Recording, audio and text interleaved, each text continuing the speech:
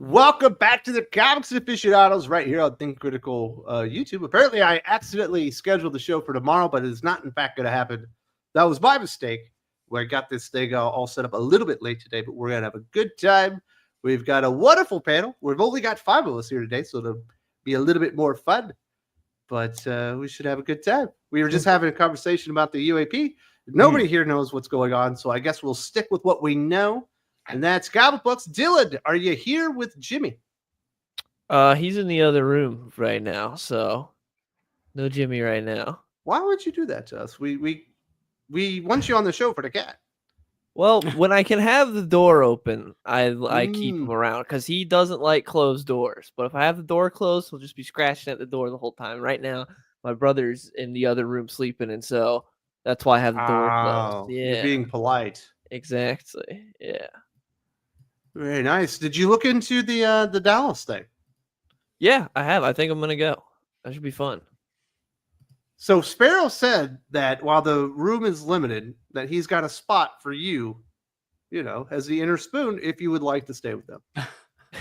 That's not what I said. What I said was contact Josh, because Josh is handling. Josh is the most responsible of all of us, so he is handling the He's Airbnb. on logistics.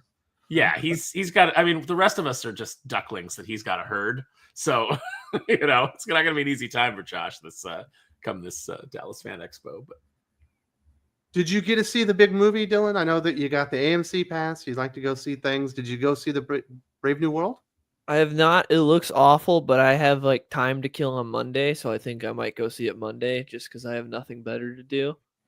But it looks terrible.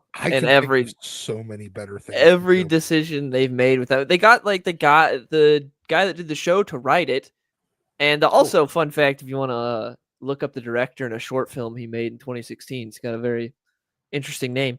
But yeah, it's every decision they made with that movie, I don't understand. Why is there a new Falcon also? Falcon's a mantle that needs to be passed down. Because we had to keep that copyright. So Mark Waid had to put a Hispanic character in there and write it the only way he knew how, which is, all Mark Waid knows about Hispanic people, apparently, despite having lived in California, is illegal immigration, illegal immigration, illegal immigration. So that was all that character talked about in the comic book. Nice. Yeah, the movie doesn't look any good, but I still might go see it because it doesn't cost me a penny to go see it. So I might just check it out on Monday. We'll see. Just for curiosity's sake, you almost got to, right? Yeah, for my own opinion. Don't let everyone else, I recommend everybody. The lowest rated MCU movie ever already. More than the Marvels? I thought people hated the Marvels. With critics. Oh, okay. Audience with critics reviews. Oh, okay. I thought this would be like a slam dunk for critics. I thought critics would just be like, Black Captain America, we're giving it 3 out of 5 at least. That's what I thought. But also I know a lot of people are very upset. They're protesting because they have that Israeli agent in it. There's a lot of people on Twitter that are very upset about that. People that are like, yeah, Sam is Cap. I'm so excited. They're like, oh, Israeli agent. This is the worst movie Sabra. Why is Sabra there? Yeah. Even though they don't call her Sabra and they nerfed her down and she's an American agent. She's not a mutant anymore. She's not a member of Mossad, they did away with all of that to try to appease these weirdos because it's not appeasing anyone. They're so upset. I see so many people on Twitter mad about it. Yeah, but it's all the same people that are always mad about everything that don't have any money anyway. It's all the broke communists. Yeah. This is what I recommend. If you're going to go see this movie, which, by the way, Jesse Snyder went and saw and called and told me that it is the most boring Marvel movie he's ever sat through.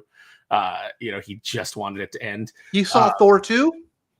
He saw Thor 2, and he was like, there was more to sink your teeth into there than there was with this one. But my recommendation is you have to go see it. Pay for Paddington 2 in Peru, or whatever, the Paddington in Peru. Pay for that movie and then go in, walk into Captain America. Don't give Marvel Studios. Edge of Vegaverse says it was good. He wasn't thinking about politics, and he enjoyed the great action. But what else has he recommended?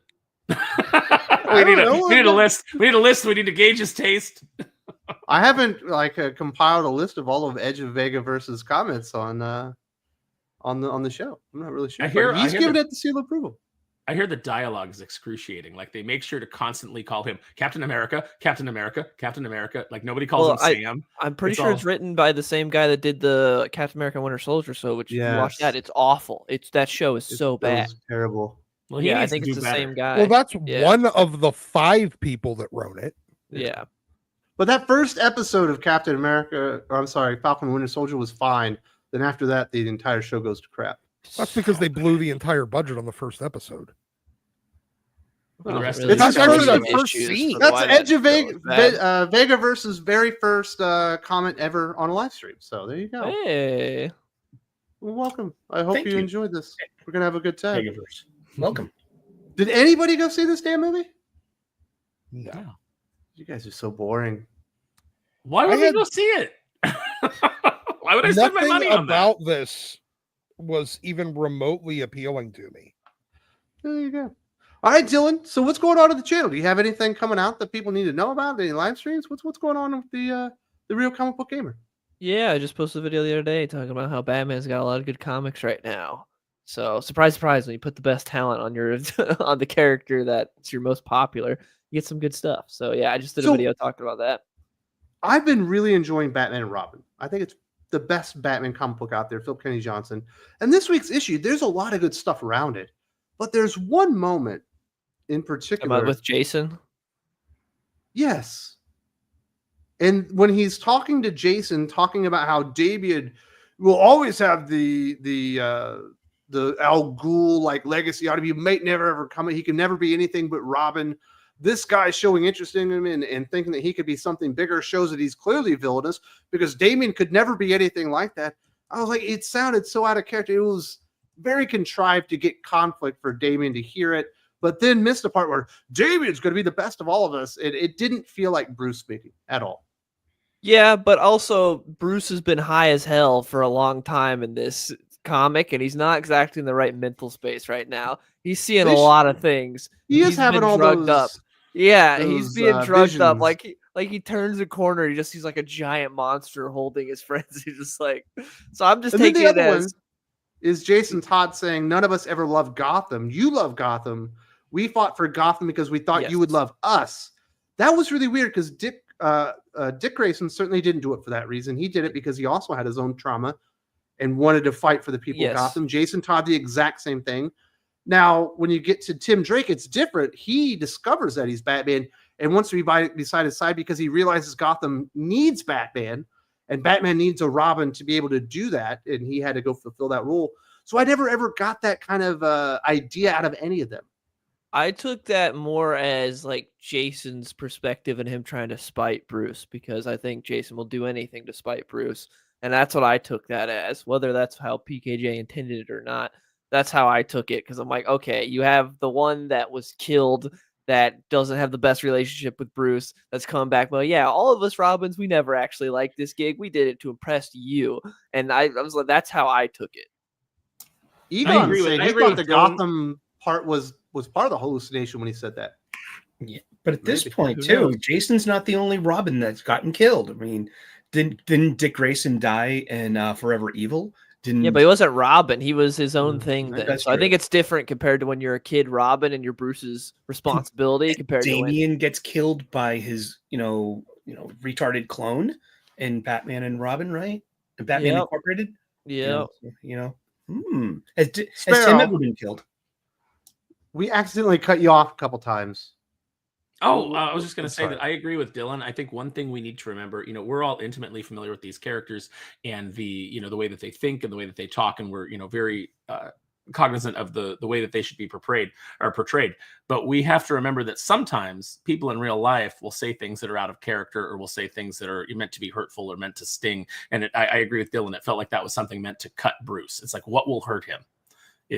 Both to say that, we don't give a shit about the city that you care so much about. And, we did it for your love, which we never got back. So you think when Sully said that he loved Jeff the land shark, he was doing that to hurt us? He didn't mean it. Yeah, I think that when he says that he wholly supports alternate interiors and giving the companies money for that, he did that specifically to hurt Doc. And then we were just collateral damage. Wait till you see what I got to say about Marvel Mutts #1 from this week. You bought that? No. You got a review copy. But Review copy, man. What a terrible book. But it's so cute. but Dylan, Batman continued to be awful. That last issue of Zdarsky's run was atrocious. I didn't read it because I You're so lucky. hated It was so everything bad. from Zdarsky's run.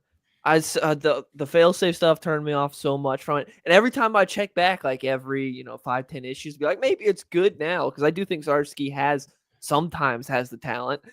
It'd be like, it's still failsafe. Failsafe is still around, and they're still dealing with that. They're still the Batman R&R, and it was terrible. So I didn't check it out, and it sucks that he was holding Jorge Jimenez hostage that entire time because he's so good. Yeah, I couldn't agree with you more. But we're not going to be talking about Batman too much today, so I thought I'd get in now because we're going to be hitting Superman. What else we got? We got Aaron back from MegaCon. Apparently, you found a couple of fans of Thinking Critical. Yeah, there were some Thinking Critical fans there. A couple of them had some really great comic books that they're working on, some indie stuff. We've got a really talented fan base, and it was great to take a look at their stuff and offer any advice that I could. It just really kind of like illustrated everybody that I met, on the indie level. There's so much talent on the independent scene that does not want to go to the big two.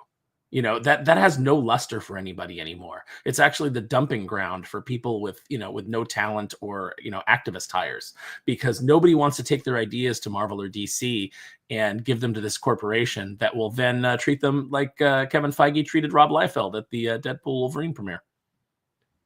Absolutely. What's going on with Aaron? You got any big appearances? You going to be on World Class Bullshitters or someplace? Whenever, so I'm popping into World Class Bullshitters whenever Josh is not doing Pop by Culture on Tuesdays. Pop by Culture alternates every Tuesday, so I try to jump over onto WCBS then. So you can check me out there. I don't have any con appearances coming up until Dallas Fan Expo that I'm aware of. I got to check when Ontario is, though, because when they do the Ontario Comic-Con Revolution, I usually go to that. Not to table, but just to walk around. It sounds like we might have a table. I think HH is even going to help us out with it. Yeah, we're looking to have a table so Drew and I can sell our wares and we can have like the Thinking Critical crew. What I'd like to do is I'd like to have a print. I'd like to get a final tally of everybody who's going and get a print, done like a comic book cover of the aficionados that we can have for people. And, if they want us to sign it, we can sign it. But I'd love to have a base of operations for us where people can come and meet us. And I'd actually, we're still working on trying to get a panel going. Man, what do you think the chances are that maybe I could get in like a recliner? So I don't like to sit in regular chairs. Just for a couple days.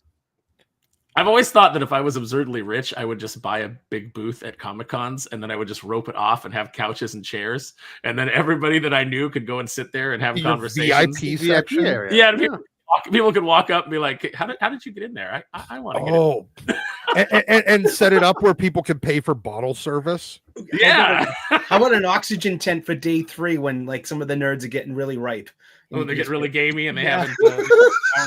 There's always that guy that smells like a weird mix of like urine and cheese. Yes. Avoid con crud. Hang with Aaron Sparrow. That's right. In our hermetically sealed booth area. That'd be great. That'd be fun. It'd be a blast. If there's a Star Wars fan, you got to get Dylan on it. He's a real comic book gamer. Maybe we can get sponsored by Lazy Boy and get some nice, nice furniture going.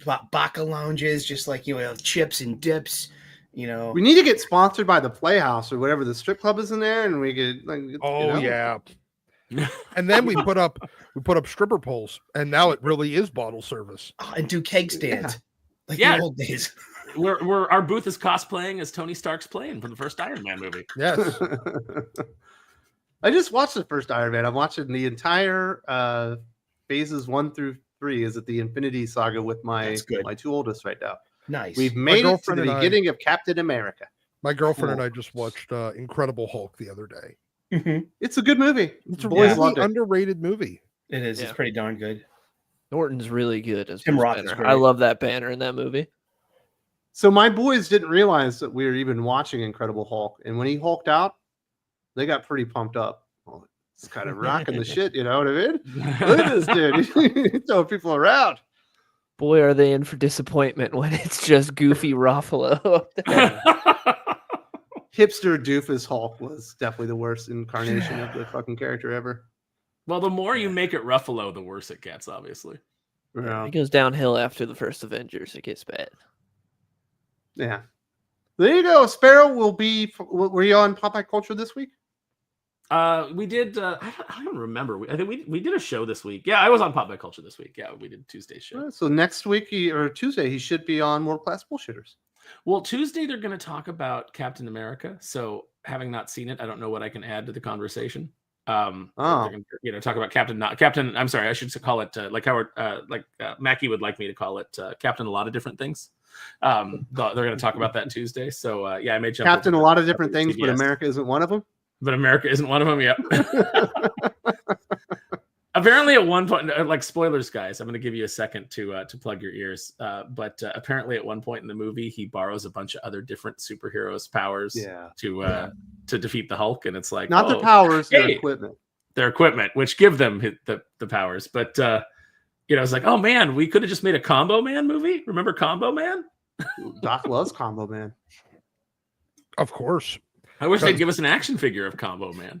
That's some Marvel Legends. That's basically what all of Marvel is now. It's just Combo Man done over and over and over again. Every new character is just Combo Man. Yeah. Well, why would you? We can all look forward. But we can't all look. Come on. But we all can look forward to Daredevil Born Again because we got a new trailer, Jill, and that shit rocked it. Yeah, I'm hoping it's good. I love the Netflix Daredevil stuff, and this looks good. But man, the fact that all the old stuff they had before they revised it for this sounded so horrible. It's true, but And they're Disney... already filming season 2, which makes me think they have a lot of confidence in it that they probably nailed it. Maybe because those first 2 seasons of Daredevil were like unimpeachable. The only thing that's come close, I guess, is Penguin. Season 3 is really good too. I like. Hold on. A lot. Daredevil was announced as 2 9-episode seasons. It was 18 episodes. That was when they announced it. And that was when it was still going to be fucking goofy Daredevil that was, She-Hulk Walk of Shame Daredevil. I hope we get a consistent runtime for the episodes, because something that's really annoying with these Disney Plus shows, first episode, an hour, second episode, 23 minutes. And then like it goes all throughout that, like every episode's different length, and it's really weird, and it throws you off. I hope they actually have a consistent runtime for these episodes. Yeah, maybe if you guys actually ran a TV show like a TV show, you might get a decent TV show. Yeah, instead of being like, what if we took a movie and split it up? Just into chunks where we felt like it. Yeah, and nothing feels paced right at all. So I'm looking forward to that one. Sully, you're looking forward to Daredevil Born Again, right? I'll catch up with it later because I don't do the Disney Plus. I don't want to enable them. It's not that I don't want to give them ready to get money. rid of it. It's not very good. I know. I mean, like that's what I heard. There isn't enough stuff. There isn't enough good stuff. All the new stuff is like there's a spotlight on the making of Captain America: Brave New World. Look, we've got a making of Mufasa spotlight, and that's like all the new stuff that they have, or making of stuff that's already.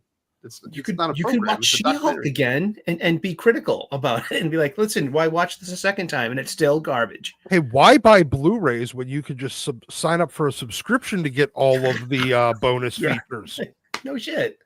Yeah. Well, here's the interesting thing about that is a Captain America Brave New World documentary could be interesting if Disney were ever honest in any of their documentaries. Do you remember what the Star Wars documentaries used to be like, where it was like it's like Lucas going, I'm just sitting there and I'm miserable and I don't want to like I just it's like a very honest look into the process, like we shoot in 2 weeks and here's the first draft. It's like you got to see like the foibles and the things that went wrong, whereas Disney, it's all polished and it's about the documentary that they did about Apocalypse Now, about how people almost died, and there was all these things they had to reshoot everything, and it was Harvey Keitel got fired.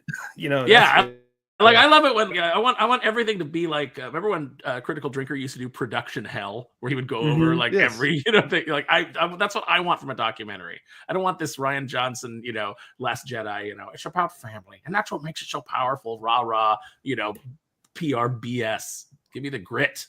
Show me how you remade this movie 18 times. Show me how how terrible. Let me see what Seth freaking Rollins was supposed to do. Apparently, Rosa Salazar was supposed to be in it as Diamondback. Apparently, they had a bunch of the Serpent Society in there. Let me see all that stuff that you cut to make to pinch off this turd that you dropped into theaters.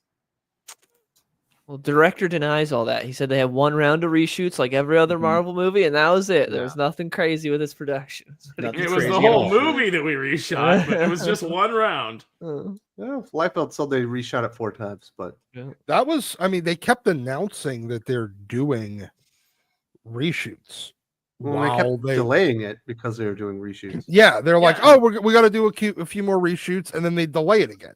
And then we wouldn't hear anything for 3 months. 6 months, and then we're doing some more reshoots. Tim Blake Nelson said that they reshot the whole film. Like he basically did it twice. Yeah. And then and they had to bring in Giancarlo Esposito and stitch him into the movie, which is great. Which I hear Jesse Snyder said it's great watching a 70-year-old man beat the hell out of Falcon. It's like, and then he fights a fat guy at one point that gives him a really hard time, and you're like, I in no way believe this guy is ready to go up against the Red Hulk in any way, shape, or form. And then you get Red Hulk in the last 5 minutes. So Sully, with the Star Wars, we're all Star Wars fans here. Yeah. There's a big outrage over the Mark Hamill thing. Really? There's outrage? Star Wars? The article's like 10 years old. The article is 9 years old, and it's like, this old chestnut? I mean, you haven't wrapped your head around that. Yes, Disney Luke is gay. He actually is wrong with it. Mark Hamill's gay, probably, but and it's not even what Mark Hamill said. They just clipped that headline. Yeah, yeah, I know, and it's like, here I have a theory. I have an independent Why did they pull theory. This out? Because it's just it's a slow news week. Oh, it's a headline, yeah. And just riling up outrage. All the right and capital R right voices are, oh, what do you mean Luke is gay? Well, Disney Luke is gay. Real Luke has Mara Jade. We know this. And real Luke wanted to fuck his sister. Exactly. Real Luke had Callista, the only time he was ever aroused by a woman. He had Callista. He had the chick that became Lumia. There's all kind like Luke. Luke was the Elon Musk of Star Wars up until very fruitful up until Disney got a hold of it.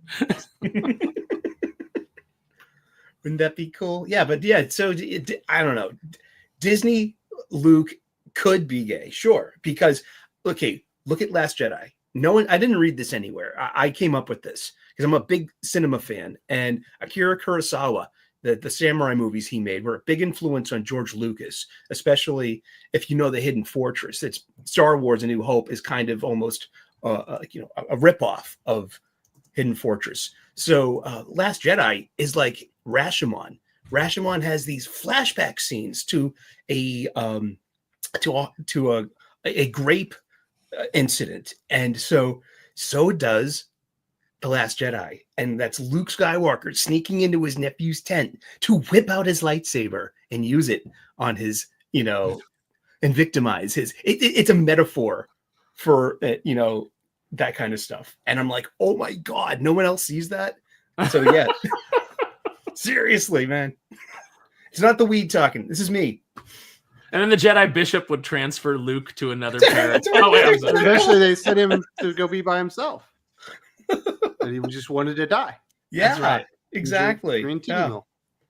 And then there was this one issue of Star Wars, like about 8 years ago. I think it was some of the Jason Aaron stuff, perhaps.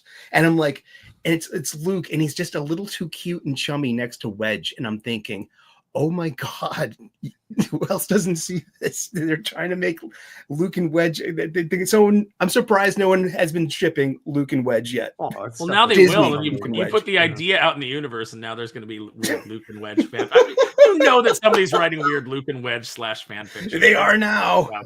Slash subreddit, whatever the heck it is. Yeah. There you go. Been interesting. Let's say thank you very much to the newest backers of Thinking Critical Patreon. Really appreciate everyone supporting the channel, having great times over there. If you support us on the Patreon, there's a link in the video description. You get a superhero name, you get a place to protect, but you also get awesome podcasts. You can be a part of the family. welcome to Andrew Adams, the Silent Wolf himself, the protector of Shadowmoor. Really appreciate that. I hope you are enjoying the podcast, as well as thank you very much to Elijah, Cowboy Justice himself, the protector of Dead Man's Ridge. I like a good cowboy-based superhero. And welcome to the family. Hope you guys are enjoying that and really appreciate this. Couldn't do it without you fellas. And we've got some other people's in here. Callum says, you should watch Friday Night Tights review of Falcon.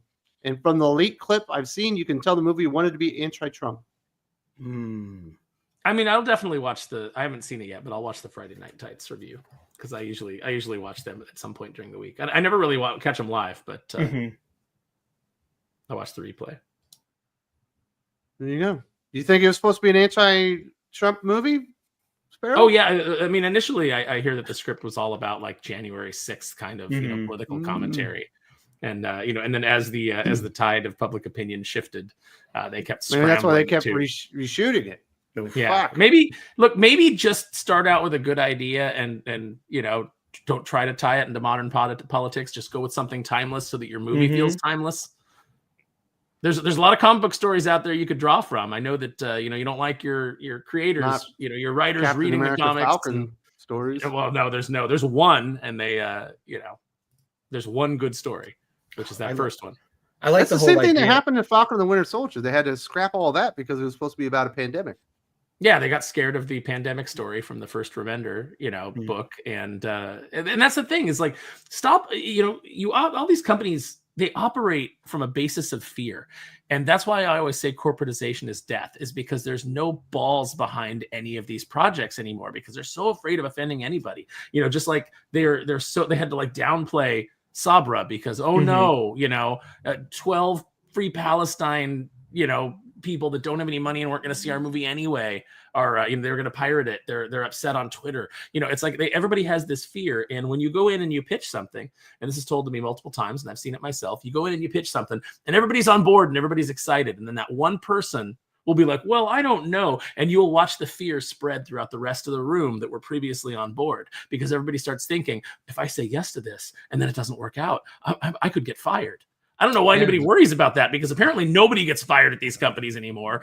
Kathleen Kennedy certainly hasn't been fired, no matter how much money she's lost Disney and lost Lucasfilm and how much she's tarnished the brand of brands. And now the same thing's happening with the MCU. So I don't know why anybody's worried anymore. Just keep churning out crap because nobody seems to be held responsible. Yeah. Calvin says one reviewer compared it to Magical N-Word, saying it's a movie that's trying not to be racist, but it is like his power comes from his blackness. They could have just put up the Key and Peele magical Negro battle skit. Everybody's coming in and going, sometimes I find that things aren't broken, but it's how you take care of them that. And then he sees the other magical Negro character and they get into this big fight. I'd rather seen that on the big screen. Wasn't there just a movie called something like that? Yeah, the Society of Magical Negroes or something. Yeah. Well, and that flopped miserably at the box office. Yes. Yeah, I think people are just done with identity politics in general. It hit the mainstream. Normies realized what was going on, and we were all already tired of it. And now the normies are going, "What?" And everybody's just rejecting it. See, this is why I stay in my lane. I only watch The Departed and Good Will Hunting because So Jacqueline says, whatever's going on at the Duncan. How was the Green Lantern Corps #1, Adam's Twin Magic? So I definitely want to hear your thoughts on this, Dylan. I was very excited about this book, but there's something very off with it. Like the idea of it, I think is fine, but the dialogue and the weird character validation stuff that I've never seen in a Jeremy Adams comic book is prevalent throughout the entire fucking script. Yeah. It's not you notice that too? Great. There's too many characters, and the interpersonal dynamics were like when Jessica Cruz is there at the desk and they have that whole conversation, like we voted. Simon Baz literally gets on his knees and tells her she's amazing as he's verbally filleting her ego. Yeah, it was weird. I like the Sinestro stuff. I thought that was cool, but other than that, the rest of the issue I could have done without. It wasn't very good. It was not weird. Something. Yeah, it wasn't too great. I never would have expected that from Jeremy Adams, but I don't think it's him. Maybe none of his other comics are like this. I haven't read another comic of his that reads like this. There's a co-writer named Morgan Hampton, and the only thing they've ever done that I've ever read is called Cyborg, and it was awful. And he's a co-writer. I thought he was doing a backup story. I think that maybe Jeremy Adams outlined the story, and this dude did the dialogue and execution. Like, That would that's make the only sense. thing I can come up with, because like you go read Aquaman this week and it sounds like a Jeremy Adams comic book. Yeah, Aquaman was great. Green Lantern, this was not. I didn't even add this to my poll. I just picked up the first issue because I was like, I don't know how core is going to be. I'm good with Hal's my favorite of the Green Lanterns. I'm good with just the main Green Lantern book, and I'm glad I didn't add it to my poll yet because Yeah, I would just stick with Green Lantern. Yeah, It's a good book. It was very weird. I think you're probably absolutely right. I think it's probably editorial malfeasance. Honestly, Jeremy Adams is so good that I wouldn't be surprised if there are editors that are like, well, I'm going to sabotage him by putting him on with this writer that's a friend of mine. You know, Jeremy Adams doesn't do the kind of things that I want in the book, so I'll make sure that we get that in there. Right. And Or we want to give Morgan Hampton this book, but he won't be able to sell it, and people might be inclined not to buy it because of his name. Let's throw Jeremy Adams as the headliner, even though he's not really writing it. Oh, so you mean Justina Ireland on ASM right now? Yeah. yeah. But at least I'm not opposed to the idea of having a senior writer help along a newer writer, but actually have a newer writer with talent. That's still the basis of what we need to be doing in the comic book industry, is hiring by merit, not going, hey, take this sad sack loser writer that can't write their way out of a paper bag and pair them with a good writer and hope that magic happens. I mean, that could happen, but really what you're doing is you're dragging down the marquee name of your company's best writer. Callum says in the clips that the Israeli woman cannot act and she's MCU, the only positive was Red Hulk's rampage, which is the ending, and the dialogue is terrible. There's no way this cost $500 million. Well, you say that. When you film it 4 times, it costs a lot of money. Oh, yeah. And think about like all the little stuff you got to pay for union cameramen, and camera people, rather, if you're oversensitive to that. Craft services. I'm a chef. You know what I mean? You know how lucrative that business is, supplying craft tables. Crew got to eat. Cast got to eat. You know what I mean? Come on, if you do too many reshoots and you go past the amount of time that you've booked on big name stars like Harrison Ford, you've got to give them additional money to come back. And he's grumpy. He's not coming back for anything. CGI on stuff, you show it and you're like, oh, that doesn't work. Scrap all that stuff we started post on and start over again. I mean, you can definitely rack up the money quick. And then they probably don't pay the CGI people anymore. They probably just have to redo it for no additional. free? No. They fired Victoria Alonso, so they actually pay them again. No. And then they do the post, and then they cut the movie together, and it tests poorly, so they have to scrap all the shit that they just did, even though it looked perfectly fine, because it doesn't work with the movie. And they have to refilm a new scene and then do all the post on that as well. There's probably 4 movies worth of content that is just on the cutting room floor. Why don't they just give their script to Ryan George and then tell him, do a pitch meeting on this script so we know where all the flaws are, and then we can correct them. And then you don't have to have a test audience. You can just have a strong script right out of the gate. So this is the next one from Calum. He says this is a dark 2-part question, but after that Cena Gray Shazam issue, why are they doubling down on that stuff, wanting it to be normal? Because I remember gay people trying to destroy that stereotype, not embrace it. So what the fuck? There's obviously he's talking about the kind of weird pedo underlying weird stuff going on in Shazam 20. How does it get greenlit? In fairness, there is the large majority of gay people that are still trying to eliminate that stereotype. The perfectly normal gay folk that just like want to live their fucking life and be left alone and be gay. That wouldn't be excited by their boyfriend being aged down to 9 years old. Yeah. But then you have your Scott Wieners, and you're obviously, based on what I'm seeing and repeated examples of it, Cena Grace. Can I get a quick recap? I didn't read this, by the way. So what happened? In Shazam 20, there's like a genie, a djinn that escapes, and there's like a magical force field, and he hits the force field, and it causes a lightning bolt to go out of Shazam and hit John Kennedy's flying, and it ages him down to 9 years old. And they start flying around because he can't fly quite yet. He's on Shazam's back, and he has to go see his boyfriend, Jay, who's still 20. And Jay's like, when he sees him, would you be surprised if I told you I had this on my bingo card of like things that I wanted to happen? And he keeps calling him babe and stuff as they're having these discussions, even though physically John is 9 now. Yeah. And Ooh. like it was honestly just disgusting. And then And you this kind of isn't get the into the first idea that time. like you kind of get into the idea that maybe John is mentally 9. Yeah. You know, you even start when being he's reminded. in an adult body. Well, And, he actually is. That yeah, and yeah, that it is, and that just, which, you know, from a story perspective makes sense because he has such a childish worldview, the way that Tom Taylor wrote him. So- you know, and with all of his lofty ideas about how things can be fixed. I thought But I thought John aged with hanging out with Grandpa Jor-El.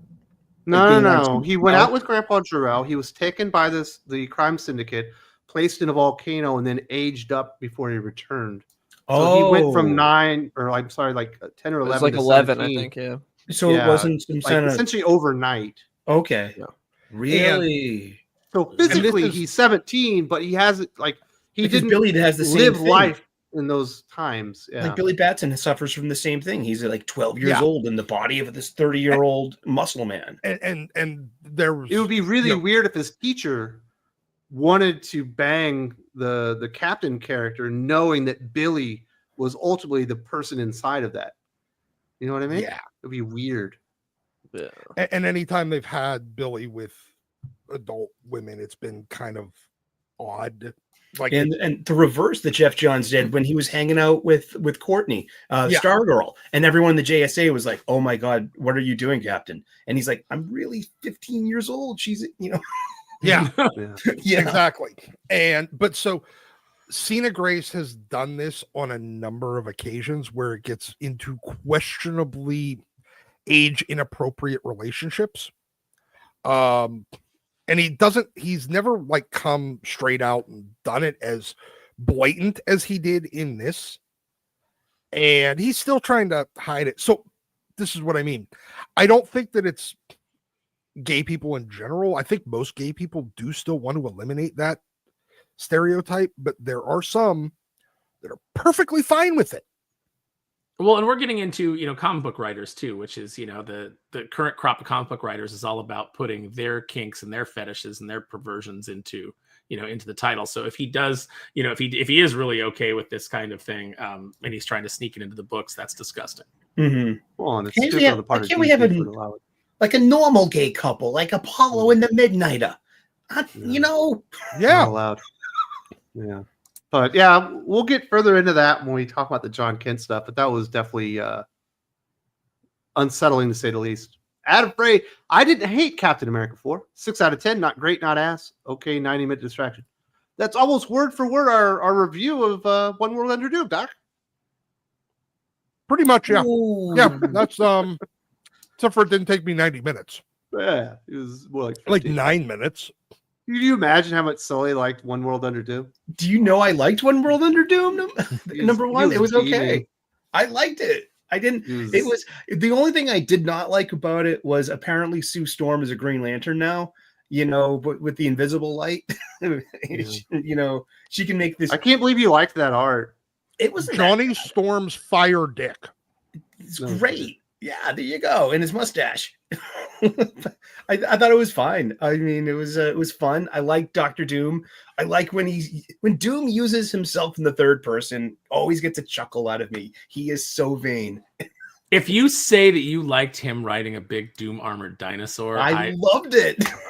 dude, It was fun. That's comics. That's the power of comics right there. It was fun. It's kind of impossible, you know, and it's over the top. It's Dr. Doom writing the Tyrannosaurus Rex version of himself from a multiverse and kicking ass. So it's kind of kaiju, and it's like it's the old monkey riding a dinosaur thing. Who popularized that? Like, it was like Gardner Fox or Julie Schwartz in the Silver Age. Put a monkey riding a dinosaur. We'll sell these. We'll sell copy, kid.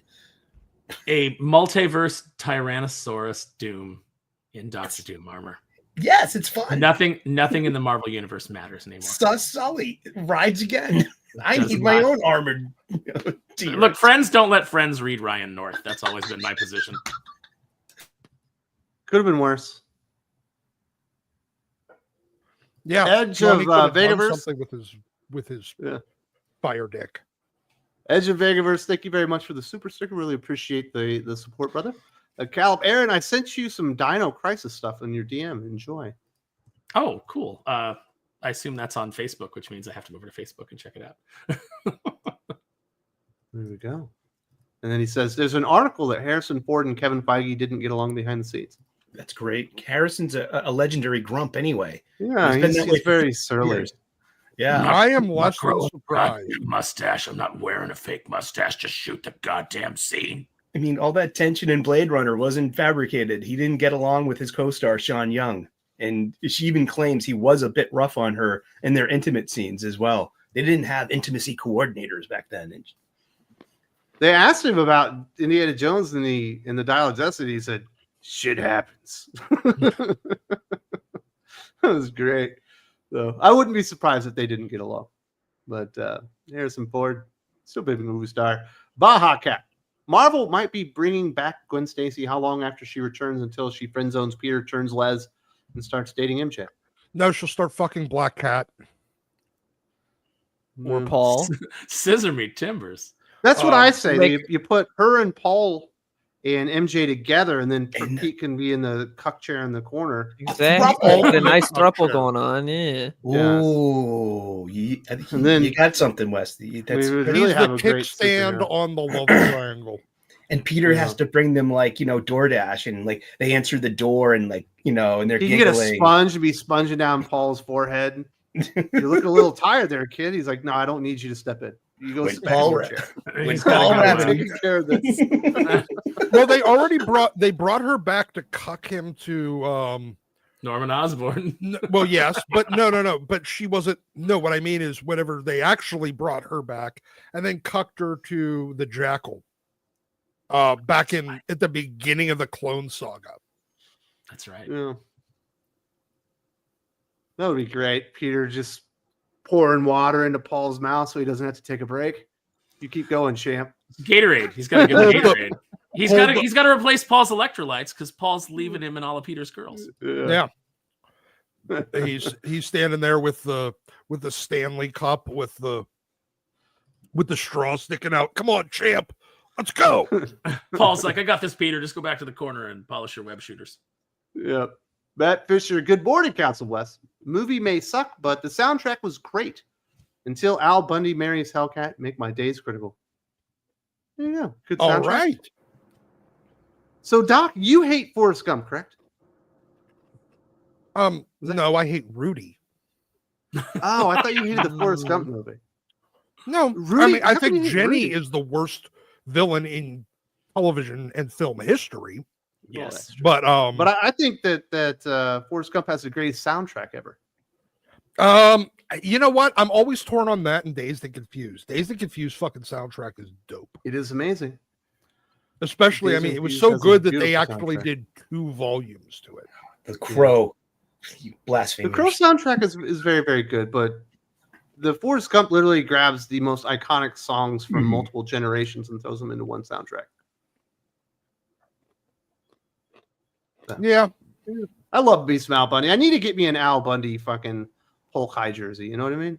Mhm. Yeah. 33. Where Pride. I'm gonna get a jersey of Bubba Spare Tire Dixon, and we'll have a rivalry. I'll The just get Cal- a No Ma'am t-shirt.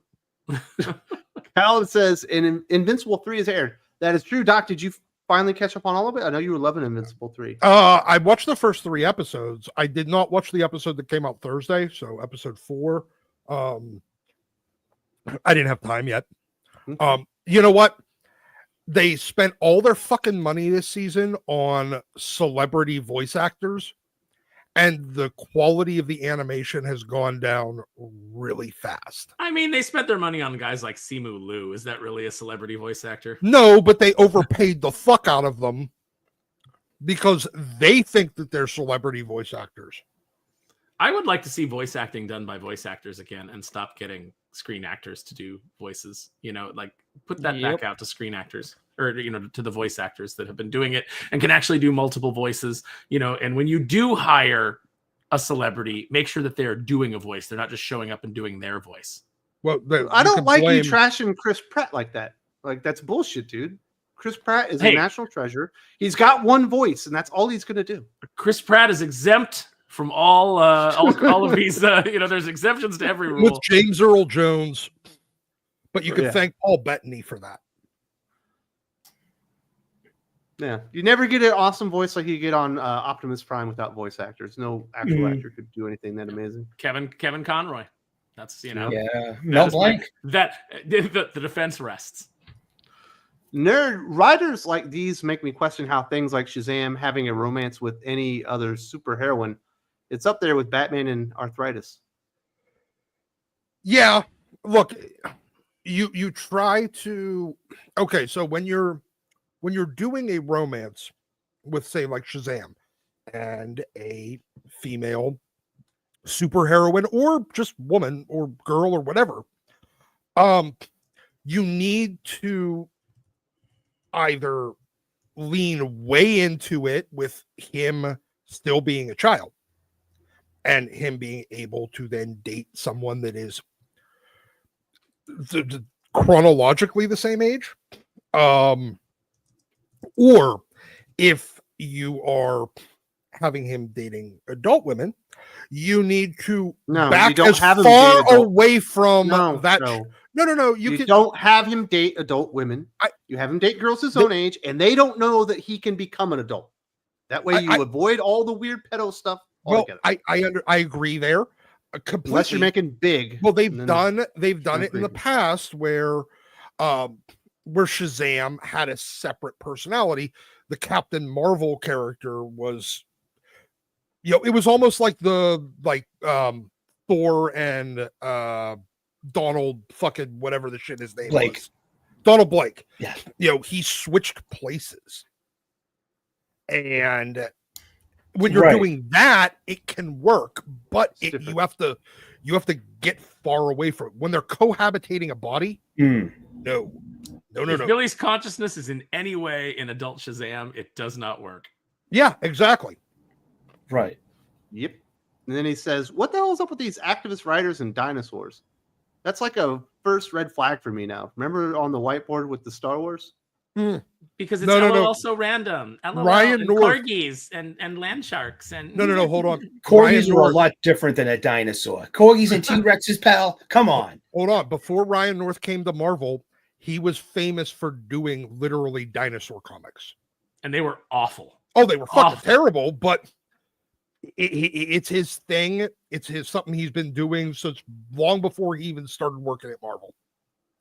But I think the thing about dinosaurs is kids just inherently like dinosaurs, and if you want something that's going to be appealing to children, you throw a dinosaur into it. And if you're seeing a Grace, you want something that's going to be appealing to children. And if you also want to social engineer things. Oh, dude. Wow. Yeah. Waka Waka here at the Chuckle Hut. We had Aaron Sparrow on the allegedly. Apparently and allegedly. World at War Comics, right? Yes, it is World. Yeah. World at War Comics. Over the past 8 years, the LGBT community has seen a decline in support for the first time in decades due to perverts taking over the movement. Absolutely. Yes.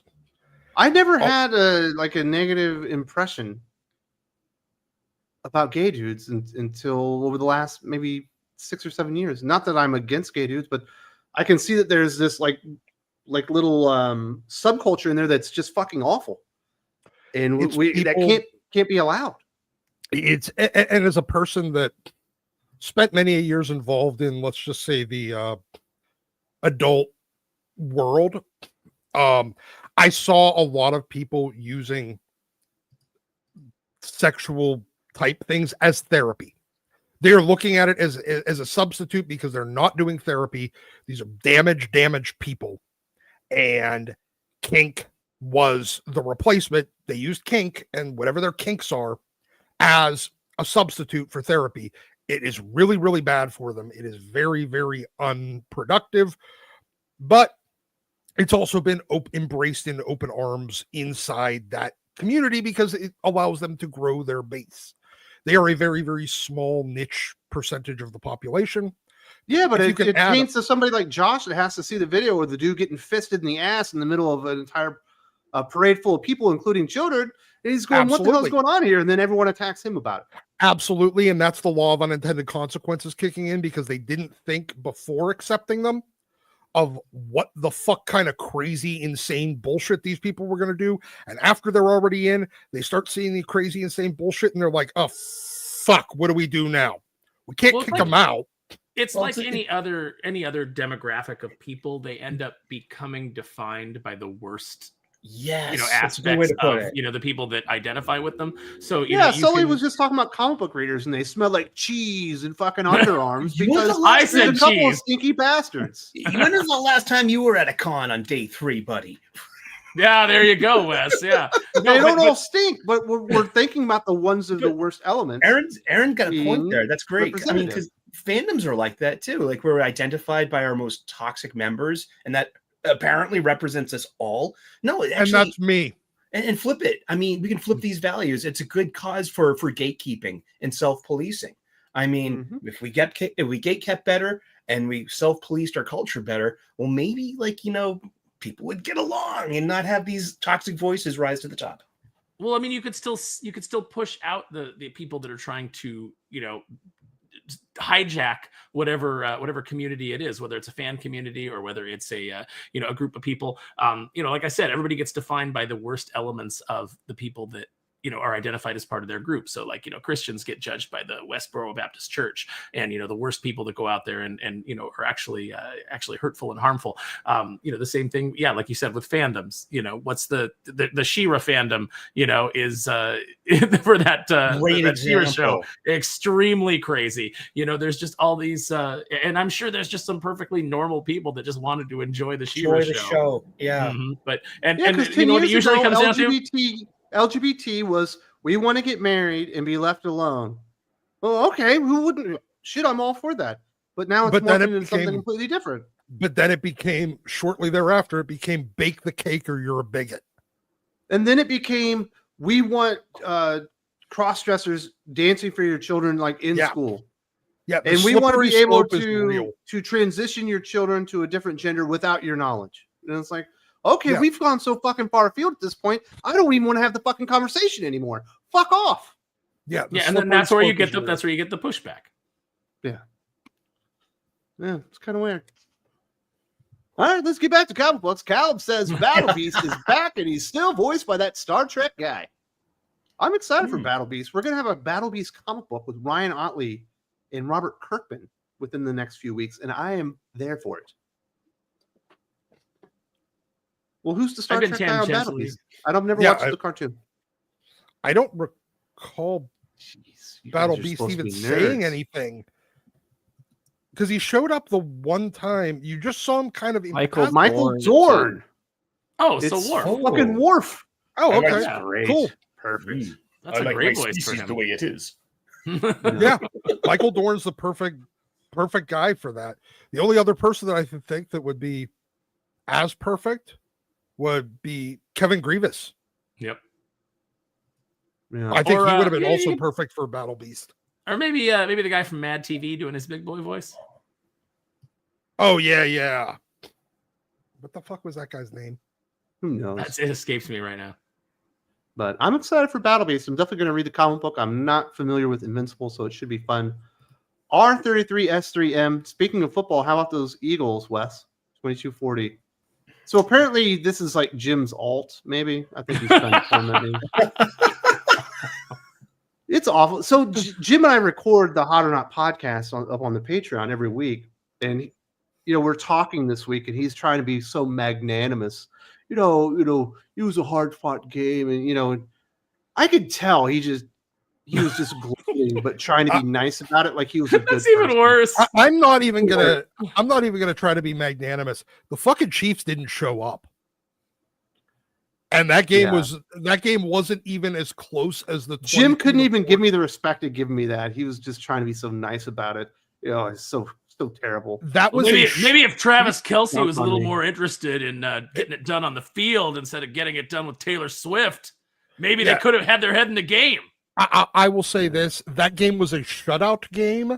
That the Chiefs only actually scored a couple of points after the Eagles stopped playing their starters. It was a preseason game. Yeah, we get For the the point, Super Doc. You don't have to rub it in, okay?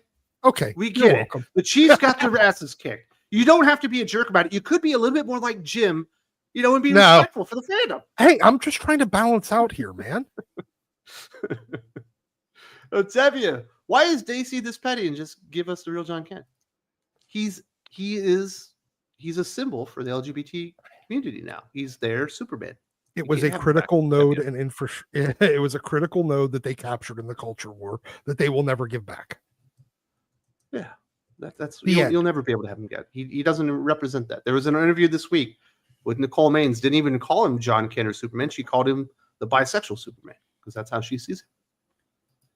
And Callum, on what Aaron said, World at War comics. Most people I know blame not just that She-Ra show, but also that Voltron reboot and Korra as patient zero. Wow, I forgot all about the Voltron reboot, to be honest with you. That's I how forgot that everybody- there was a on Voltron Netflix. reboot. That's how impressive it was. That's how much of the impact it had on our fandom. Yeah. I think it boils down to any of these things boil down to the problem being shippers. The people that just want the characters to bang and that's all they care about, and writing their weird stories about the characters banging because they're lonely. I think that's where a lot of this toxicity comes from. And then when the show or the creators don't honor their ships, they get angry and they get really, really vile towards the creators. I mean, I've had a few come my way just because they didn't like the fact that I didn't make Megavolt and Quackerjack a couple in the Darkwing Duck comics. And my response was they weren't a couple in the show. Like I adhered to the rules of the show. I didn't go try to put a bunch of, additional kind of like ideas in there. That's your problem, Aaron. You treat it like a legitimate point. Exactly. I didn't treat Why it like are you my asking me about personal duck playground. sex? You fucking weirdo. Yeah, it's like, no, it's a kid's property, and I wrote it as a kid's property. Yes, that never came into it. Nobody in that show was having sex. Nobody in that comic was having sex. Should I stop my Lexi Doomface fanfic then? There's Yeah, you should. people asking, like, are Lexi and Doomface a couple? And I'm like, no, they're not. it's more of a father-daughter relationship. Nerd has a question for Dylan. How, with a competent writer, would you picture a Superman fall from grace story that is not just an evil Superman story? Be hard to do. If how do you do Superman falling from grace without him turning bad? Man, that'd be hard to do. They kind of had Jeff Johns did a Bizarro World storyline that was interesting, where he had another lesson to learn from his dad, from the real Jon Kent. And it was interesting because Superman was kind of like, these are just Bizarro people. They're not really people, These are just like weird Bizarro. And like his dad had to teach him this lesson about how, like, hey, look at them. They have their own world. They have their own feelings. They're a bunch of weirdos, but they are still people. And that was interesting to see. So like, that's what I think of when I think of like a Superman making a mistake, even though he's a veteran Superman, and like coming from the wrong angle. But I don't know. A fall from grace would be hard to do without just going full evil Superman, because instantly think of like Injustice. You don't think style, like full socialist Superman fall from grace would work?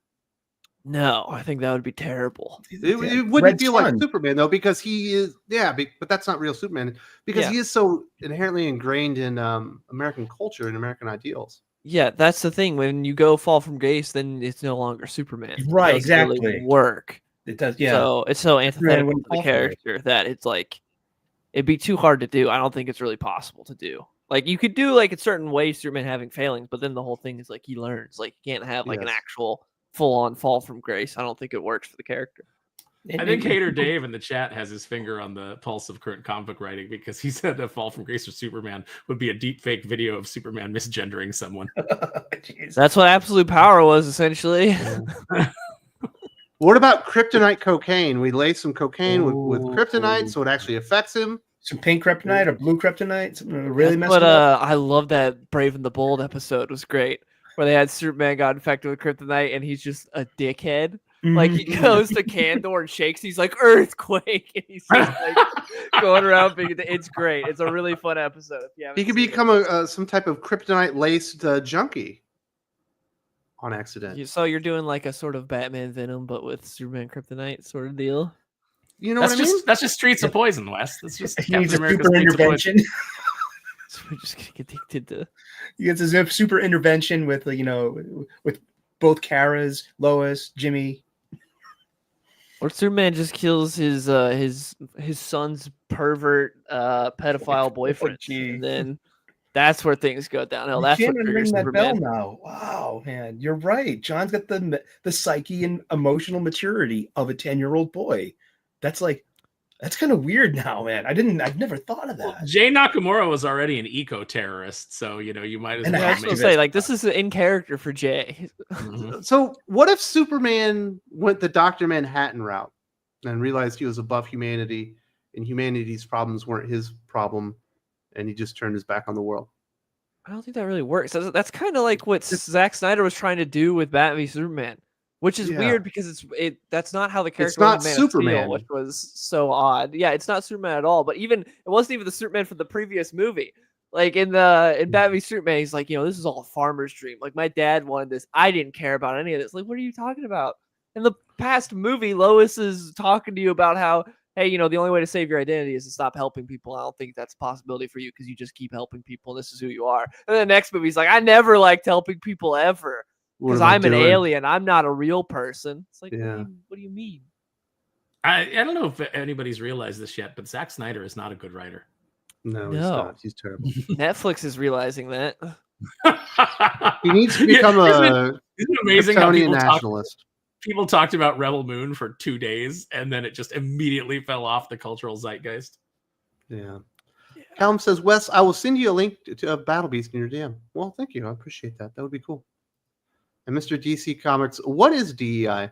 Is it unfair to minority actors that any movie they're in that's like Star Wars, etc., gets tagged? How do you know the difference? That's the big problem, isn't it? That they push this so hard that even people that are just trying to hire the best actor unfairly get scrutinized for it. Because, back in the day, there are times when characters have been race swapped. You think of Shawshank Redemption, what I think is an amazing movie. You get Morgan Freeman cast as Red.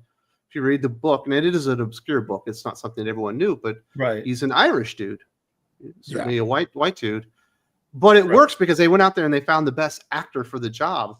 And at this point, because of the gaslighting and everything that everyone's been through, Aaron, people can't even differentiate anymore. They just kind of just lose their minds about it anymore. Well, I think the difference is I think that people are more forgiving of race swaps when it is a quality actor. It is like a name, and also when it's a character that isn't.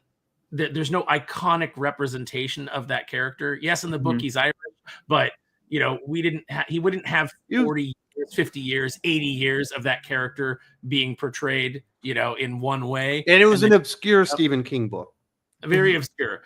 Right. Or look at Jeffrey Wright and Matt Reed's The Batman. I mean, Jim Gordon is, he's red haired. He's from like my people, Irish, Celtic people, English people. Irish You're not allowed to people. be in movies anymore. No redheads in movies. They all have to be race swapped. Ginger But- erasure. I mean, but he nailed Jim Gordon. He was my favorite part of that movie was Jeffrey Wright. That's really good. He was brilliant in that movie. And For example, like you've got the Masters of the Universe movie coming up, which I've decided Idris that Elba. I'm out on Lincoln, because yeah. Jared Leto. But it's like when you hear, oh, your Man at Arms is going to be Idris Elba, you go, well, that's an actor with gravitas, and does it really matter whether is there anything inherent in Man at Arms that says that he can't be played by a black man? Not really. But then Right. what's funny is and I recognize this is a little bit of a dichotomy because it's a buffet kind of situation. When I saw that they cast Triclops as a black actor, I was like, I don't know. And it's like, is there anything inherently white about Triclops? Not really, but as a fan of the property, like now it just feels off to me. And then as soon as and because it's not a racial thing, it's when they cast Jared Leto as Skeletor, I was like, I'm out. That's really terrible. like the second most important thing you've got to get right. Did Erin Kerryman get cast as Tila then? Well, they cast a Hispanic actress as Tila, but she's very pretty, and as long as they made her hair red, that's fine. Or it could be Snow White, and you made the girl that's supposed to be white as snow Hispanic. Well, that's really about her on the inside in this movie. She's white as snow. She's dreaming of the leader that her father told her she could be. So now I feel like what the fuck's his name from Chasing Amy when he's screaming about Darth Vader. They saying deep down, we all want to be white. White. Well, isn't that true? And then he kicks over the Black Rage, starts shooting. That opening scene is the best part of that movie. And then when you realize it's all a work. Nerd says the closest angle I can think about is how Superman treats his son, Superboy, or Superman's attitudes towards Mongol and Darkseid. Well, I don't know what he's talking about. Would that be a fall from grace if Clark Kent said, John, I was raised Christian on a Kansas farm, and I can't accept that you have a boyfriend? Well, he says his not son in this, so I'm assuming he's talking about Connor, right?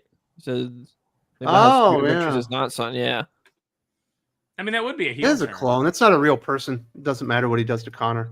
Yeah, he's half Lex. Come on. You're half Lex Luthor, kid. He's not even a real person. Clones and robots don't fucking count in my book. Wes is anti-clone. I agree about robots, but clones, I don't know. Because there's no soul. There's no soul. I don't know. I saw those guys being mean to that robot in that video. Oh yeah, and I actually felt bad for the robot. I got really upset. It's like how you would treat something that like is not, even though it's not, it doesn't have a soul, but how you treat something like that, I think speaks to your character. Also, so you've never kicked your car when it broke down. My car does not walk piece around of shit, Aaron. How could you treat that thing without a soul? My car doesn't. I've never kicked that fucking tool and kick it.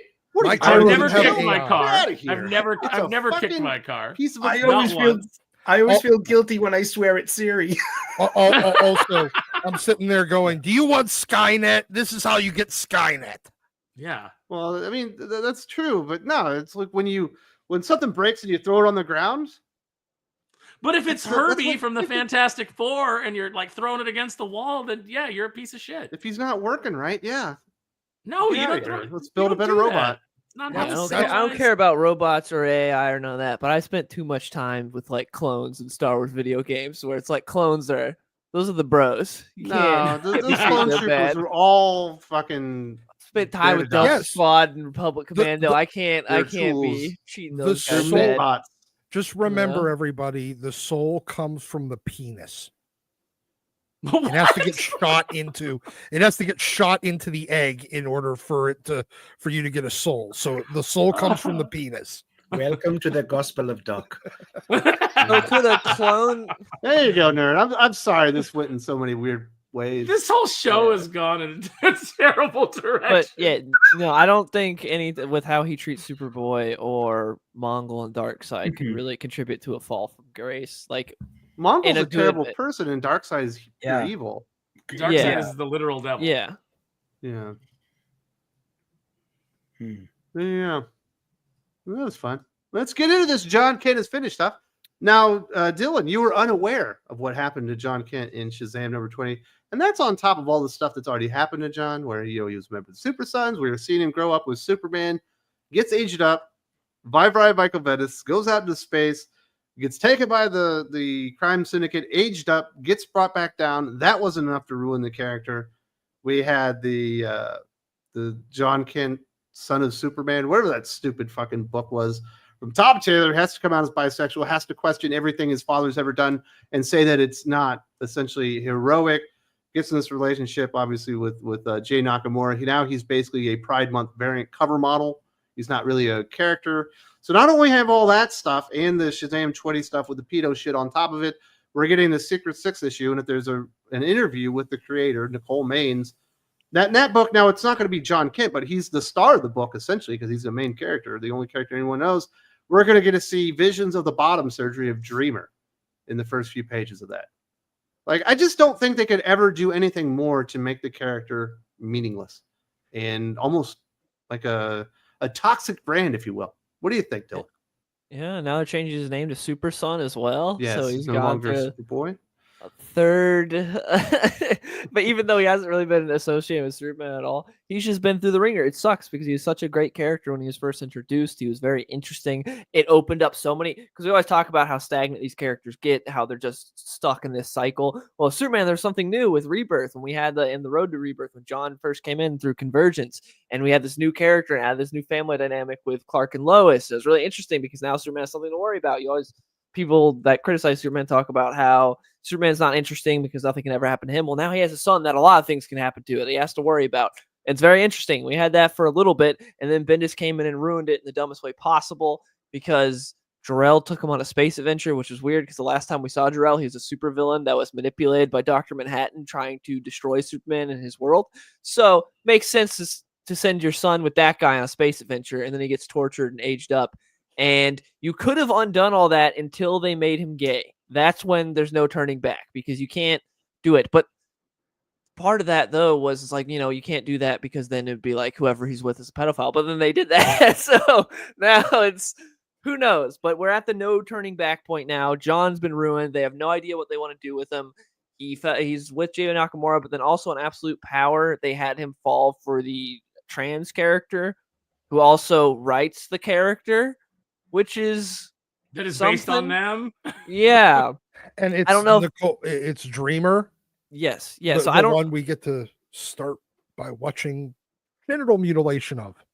Yeah, and I don't know if they're gonna because Mark Waid was the one who started the love story between like John got saved by Dreamer and like there was very much a romantic connection there. I don't know if Nicole Maines is gonna continue that. It's a very weird thing to be like, here's my self-insert. And Superboy falls in love, or Superman falls in love with no me. self-awareness. There's no self-awareness whatsoever. A love triangle is like part and parcel with the soapy melodramatic beats of any kind of fiction. So that it's like it's kind of standard in a way. You know what I mean? The horrible path this character has taken. And we always talk about how like hard it is to introduce new characters and a lot of characters get shit on. But John was great at one point, and then they just tore him down. And it's like that's what happens when you put mediocre or bad talent on a character. You can't let them touch them because this happens. It's with Bendis and then Tom Taylor. You can't do that. Like we went from Patrick Gleason and Tomasi, Jurgens, all like contributing to this character and doing a lot of really cool things. Jorge Jimenez, and then you go from those guys to Bendis and then Tom Taylor, and it's like, what are we doing? You can't let them do this because this is what happens. This is the consequences of it. And now they have no idea what to do. And if you've read any DC comic for like the past couple of weeks, there's that giant ad with John in the front where it's like DC all in and John's at the front of it. But they don't know what to do with him. What's the point? They have no idea what people want or what they even want to do. All they know is like Wes was saying, he's the gay cover guy. That's it. Yeah, exactly. And that's in every single DC issue for like the past couple of weeks is that giant thing. Even though I don't noticeably think missing power. Batman's not here and Wonder Woman's not here, and that's got to be Jon Kent. Yes, it is. Yeah. It's John. It's okay. 100% John. DC doing all new. DC doing all new, all different, which essentially ruined Marvel, is a bold choice. I don't know why DC does this. They always look at the thing that Marvel screwed up with 4 years ago and go, "We could do that." And 5 years. Not only they decide we could do it with the exact same creatives. Because then they go and hire the ones that fucked it up at Marvel to do the same. Like, this is what I mean when I say DC. The one thing DC needs to learn to stop doing is when they're starting to fire on all cylinders to then mix metaphors and turn around and fire that gun right at their dick. It's true. It's absolutely true. And it's really depressing to see because it's like it's so hard to get a character over. They've been trying to get Kamala Khan over forever. And it just doesn't work. And the characters that they try to, do the Roman Reigns push with, where they try to force them down your throat, people reject it. But when you organically have something come out like Super Sons that people are excited about and they get behind, DC can't wait to get in there. And like you said, Doc, just shoot themselves in the dick immediately. So now Jon Kent is ruined for all time. Tim Drake is ruined for all time. And it's not just because they made them LGBT. It's because whenever you make a character, and I'll use a different example, Rey from the Star Wars movies, whenever you make a character representative, this is a character for all the girls, you can't do anything interesting with them because, oh no, what if we turn Rey to the dark side? What if we do something interesting with her? What if we do some kind of make her suffer some kind of loss or make some horrible mistake that gets people killed? Then how will all the little girls that are represented by her feel? As soon as you do that with a character, they're not a character anymore. And then you can't do anything interesting with them.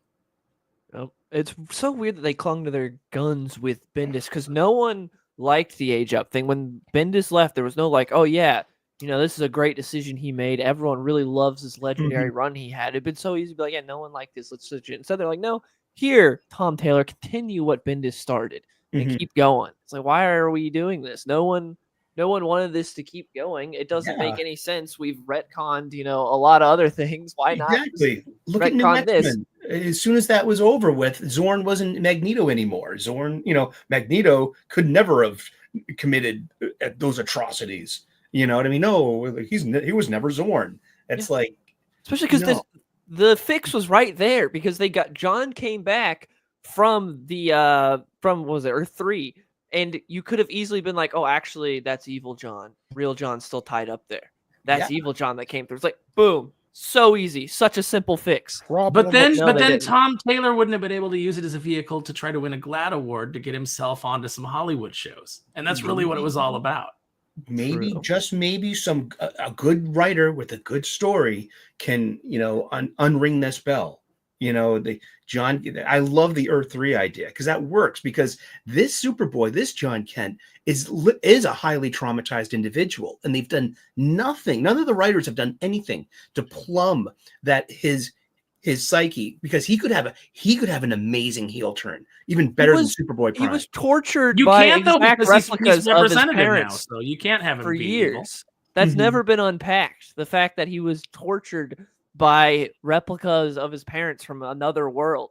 That's never been. They're just like, nah, John's fine now. Yeah, John's fine. Like, maybe delve into that for a bit. That his dad had him captured in a volcano, tied up and tortured. He's the psyche and the mentality of a 10-year-old. When he was 11, so it's not like he really understands what's going on. He should be a serial killer now. Yeah. Instead he should have lost his. Now. I mean, because remember, Superboy Prime was just stuck in a pocket universe. He wasn't even tortured. He was just stuck in a pocket universe with a couple other super people. And went crazy. What, about 10, 15 years in DC's timeline? And went so batshit nuts that he punched through reality. Yeah, but he was just being judgmental. He was like, look at what you've done to this universe we've saved. You've made it so dark. You strayed so far. I love so I need to start ripping arms off of people and punching holes through people because you guys went dark. Let me show you how it's wrong to go dark by being darker still. Dude, that feel him in his look on his face when he realizes the blood on his hands in Infinite Crisis. That's a great panel. There's so many good things with Superboy Prime. I mean, the best thing that you could do at this point is have Superboy Prime come back as a villain and kill John. Yes, please. I think John turning full bad guy would be the best thing you could do right now because they'll never go backwards with him. So I think having him, because we already saw the beginnings of that in the beginning of the Tom Taylor run where he's like, Dad, you don't do enough. And he essentially was telling Clark to be a dictator. It's like, you need to control every aspect of these puny humans' lives because if they have freedom, they could potentially do something bad. So we need to stop all that. It's like, well, you could easily see where that goes from there and make John sort of the Injustice type Superman. He saw Injustice Superman. He gave him a hug. He didn't fight him. What a tragic story that would be for Superman. Yes, having to take down his own son who's become this monster. Yeah. I think that's the most interesting thing you could do right now, which would be sad because he started out so well. But it's the best thing you could do right now, other than going and undoing everything that's been done, which they won't do. So I think and the steps have been laid. It would make sense for the character to go there because of what he's seen, what's happened, and what he's already said, what's coming out of his own mouth. So you do it in a way. That's what I do.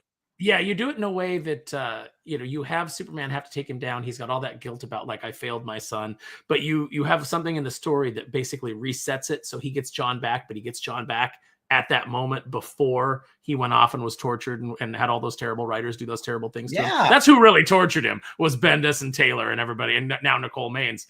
You set him back so that Superman gets his son back, and you have a kind of a happy ending through this. I got it. Lois steals the time bubble that was left over from the Legion. That's up in the Fortress of Solitude, and she goes back in time to rescue her boy.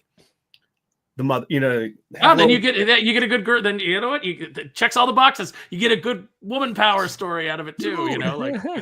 Lois saved the day. Mother lion protecting her cub. Yeah, there you go. I love it. DC, hire us. Oh yeah, DC's not going to do anything near that cool. That's too risky. Call 12 me. people on the internet would be upset because Yo. you made the bisexual character evil. Yo, Mrs. Javins, give me a call, yo. I'll fix your ship. Also, what we would be doing is very un-DC like because we are not turning around and shooting ourselves in the dick. True. It's like when Tom shoves the double barrel shotgun into the mouse hole and it comes out the other side straight into his face. Yeah.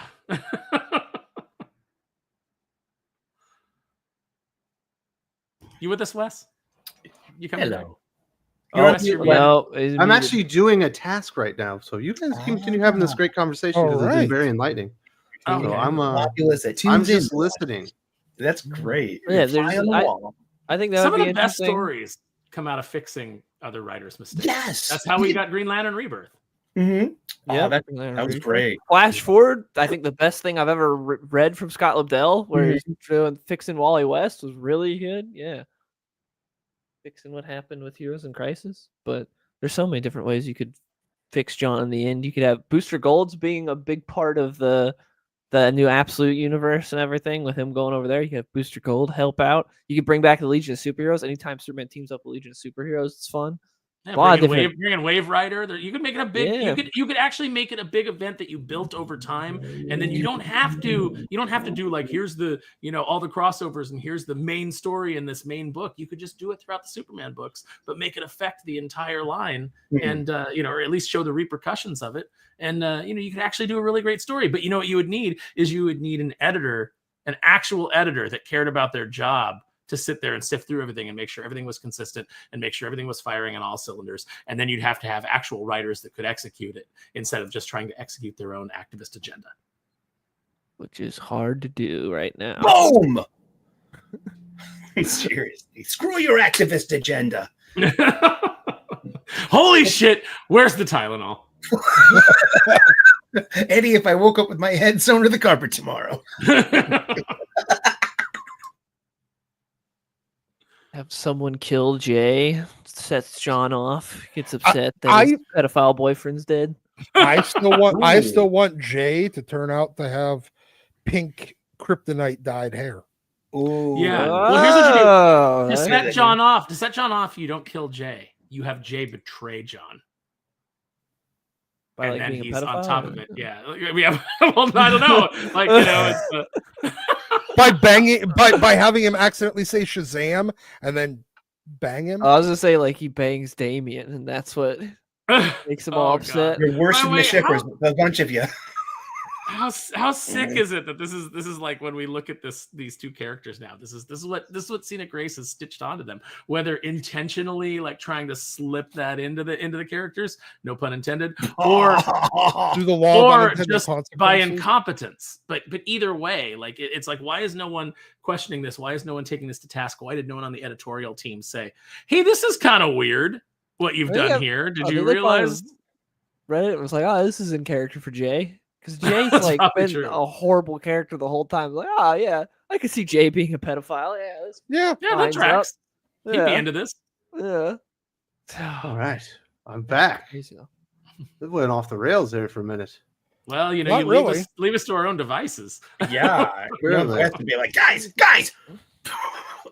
enough. We're gonna rewrite this. Like, no, you leave us enough time. We'll start rewriting all of the current DC books, and then we'll move on to Marvel. That's what we'll do. Well, they could definitely use the help, but I mean, the thing is, though, the DC hasn't created a lot of marketable characters over the last 20 years that could actually make them money. Maybe Damian is one, but certainly Jon Kent was one. There was interest in the character. Certainly, he wasn't as popular as Green Lantern or Aquaman or any of that stuff because he is a derivative or anything, but he could have been the future of the Superman brand or title. He could have led them into the next 100 years or something like that. And they sacrificed the character on the mantle of identity politics and LGBTQ propaganda. It's just the mantle of winning Tom Taylor a GLAAD award and trying to get him into Netflix deals. I mean, that's basically what it was. It was a selfish move by a selfish writer.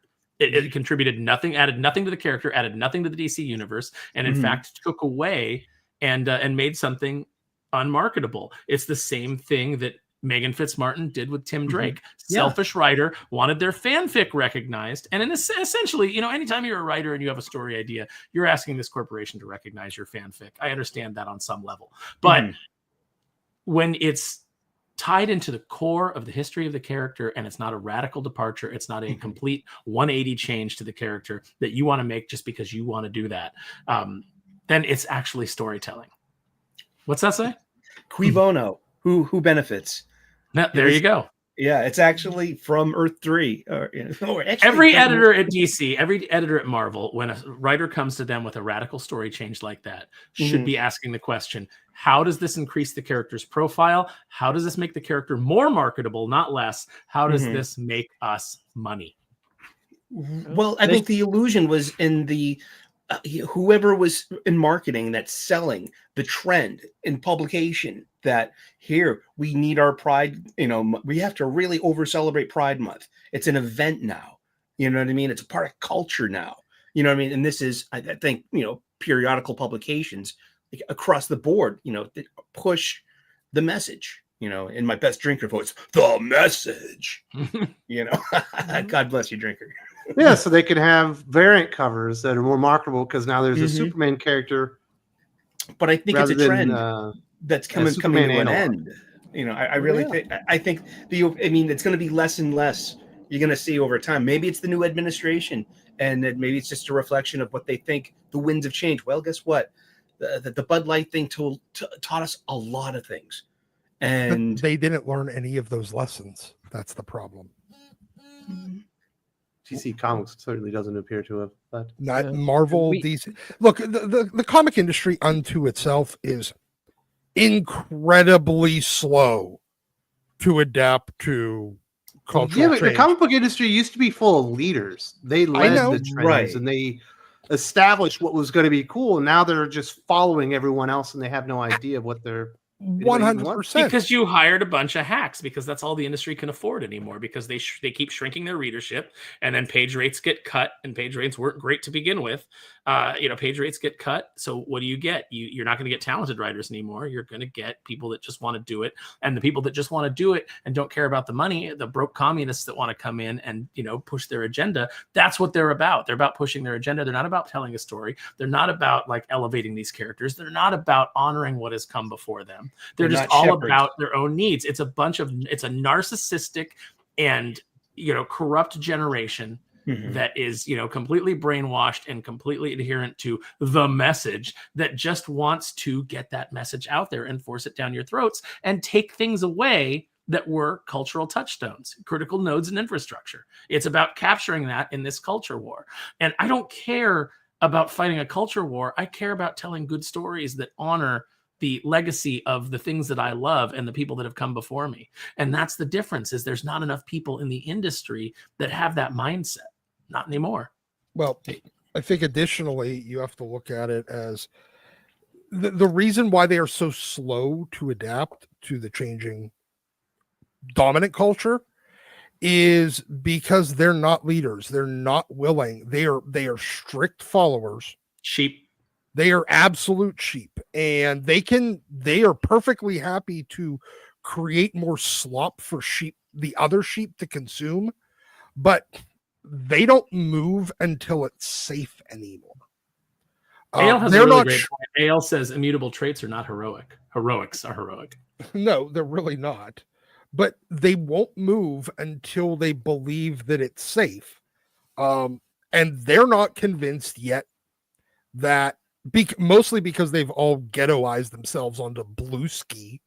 But they've convinced themselves that it's not the change of the dominant culture. The normies haven't utterly rejected everything, and they don't think it's safe to go back to whatever the hell they're going to go to next in the comic industry, whatever they're going to present next.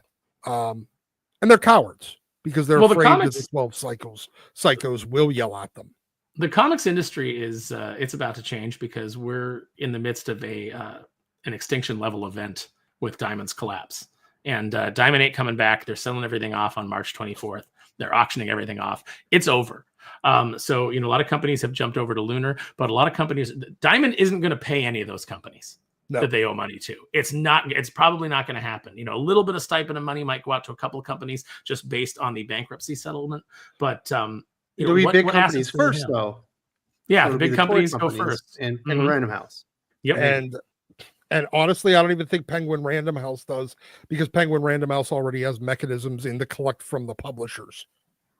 So if Diamond pays them, great, but otherwise they'll collect from the publishers. And IDW's dead after this. This is going to push out a lot of the smaller publishers that are, that these activists are coming up through. It's going to lessen. It's probably going to lessen the amount of books that Marvel and DC can put out. But the entire industry is going to probably go under a contraction because of this. And you're going to have to adapt or die. And part of the adaptation is you might actually have to start caring about your readership again. But look at stuff like Mad Cave or Scout books. I mean, I've been intermittently enjoying what their offerings, and they do a decent job, and they are really the small market, and these are the houses that will probably, I mean, I know Scout is struggling to, fulfill, their solicits. And I mean, I had a couple of their books that stopped mysteriously, ghosted and completely. And then they did a couple of good things like Count Dante, and that was fun. And at least they got to complete that. But will that ever be collected into a trade paperback? Who knows? But you look at Mad Cave. What did Mad Cave just do, and what did they announce this week? What was their big hiring for their editorial staff? The lady that was at Marvel. Yeah. That was Sarah hiring Brunstad. Sarah Brunstad was hiring. That's what gave me joking about. Yes, Sarah Brunstad got hired at Mad Cave. Okay. Oh, Mad Cave, what are you doing? Enjoy your lesbian your lesbian slice of life comics, Mad Cave. That's what you just became. Yes, that's all she did when she was at Marvel. She only went out and hired like her lesbian friends that claimed to be comic book writers, and every book that they did was just like a weird lesbian power book, which is fine if that's what you're looking for. It just so happens that 98% of the entire world is not interested in that whatsoever. And then you got to break that down to how small the comic book buying public is. And now what's the number, what's the percentage in the comic book industry, and how many copies? And what percentage of that are willing to go look at a Mad Cave book? Mm-hmm. Well, now what are we getting into? 150 fans? Maybe? Yep. That's why their sales are already. This is why the comic industry has contracted itself so much. Is it Nottingham on Mad Cave? I don't. Yeah, it's over. David is on, and Shane Connery Volk. That one's over. Okay. The comic industry has taken the wrong lesson for a long time. Of like, it's kind of like throwing a party. Throw the party that you want to attend. The problem is they've started and write the TV show, the movie, the comic book that you want to read. The problem is they've decided to write the comic that only they want to read, that none of their friends would even want to read. Wouldn't pay for it, certainly. Yeah. And then they're wondering, why am I the only person buying this? Well, the only person you wrote it for is yourself. Literally yourself. In fact, you went out of your way to make sure that it only appealed to you. Yeah. And that's I thought that was a bananas move on their part, that they would actually go out there and, as far as the smaller publishers, the people that are, under Marvel, DC, and once you get down to Image, once you get lower than that, Dark Horse, all that, I thought Mad Cave were doing better than most with actual quality comic books out there. Well, look, this is an industry that keeps hiring Heather. Oh, gee. It just keeps giving her gigs. So, I mean, are we at all surprised? Well, maybe Mad Cave is just hiring her. Like, maybe she's not going to have like the editorial control of deciding what books get published and who gets hired. Maybe it's just you're essentially in your editorial role. You are a traffic manager. You make sure the pages come in. You make sure that things are on time, because there are those kinds of editorial roles within a company. Or they've decided to pioneer a new type of editor, the one that when the book comes in, if she says I like it, they cancel it immediately. Read this pitch. Oh, I love it. Okay, we're not doing that. Yes. Yeah. The anti-tastemaker. the like that weatherman that you keep on staff, because whatever he says to do, you automatically do the opposite, and you're fine. If he says it's going to be a clear day, take a fucking umbrella. But yeah, I mean, she probably has a pretty good looking resume. Worked at Marvel, started out as an intern, worked her way up and became a full blown editor, and was doing hiring decisions and all that kind of stuff. Worked on the X-Men line, must be competent. That worked out so well. Yeah, it's disappointing because Mad Cave has always struck me as like a company that was maybe a little bit hungrier, a little bit smarter, and maybe had its finger on the pulse of what. But wasn't Mad Cave having all those issues paying people like 3 years ago? Yeah, weren't they one of those companies? Was that them? I don't know. Could be Aftershock. Could be, Aftershock did. Mad Cave, I believe, did. There was a couple other ones. IDW did. Yeah. And even there was a period of time where Marvel was some of the very talked about. Yep. Well, listen, the notices have already gone out that page rates are getting cut at a lot of these companies. So, and they were already low. So I know for a fact now that working for me on Kneel Before Doomface pays better than, like, say, working for Dynamite on a lot of their books.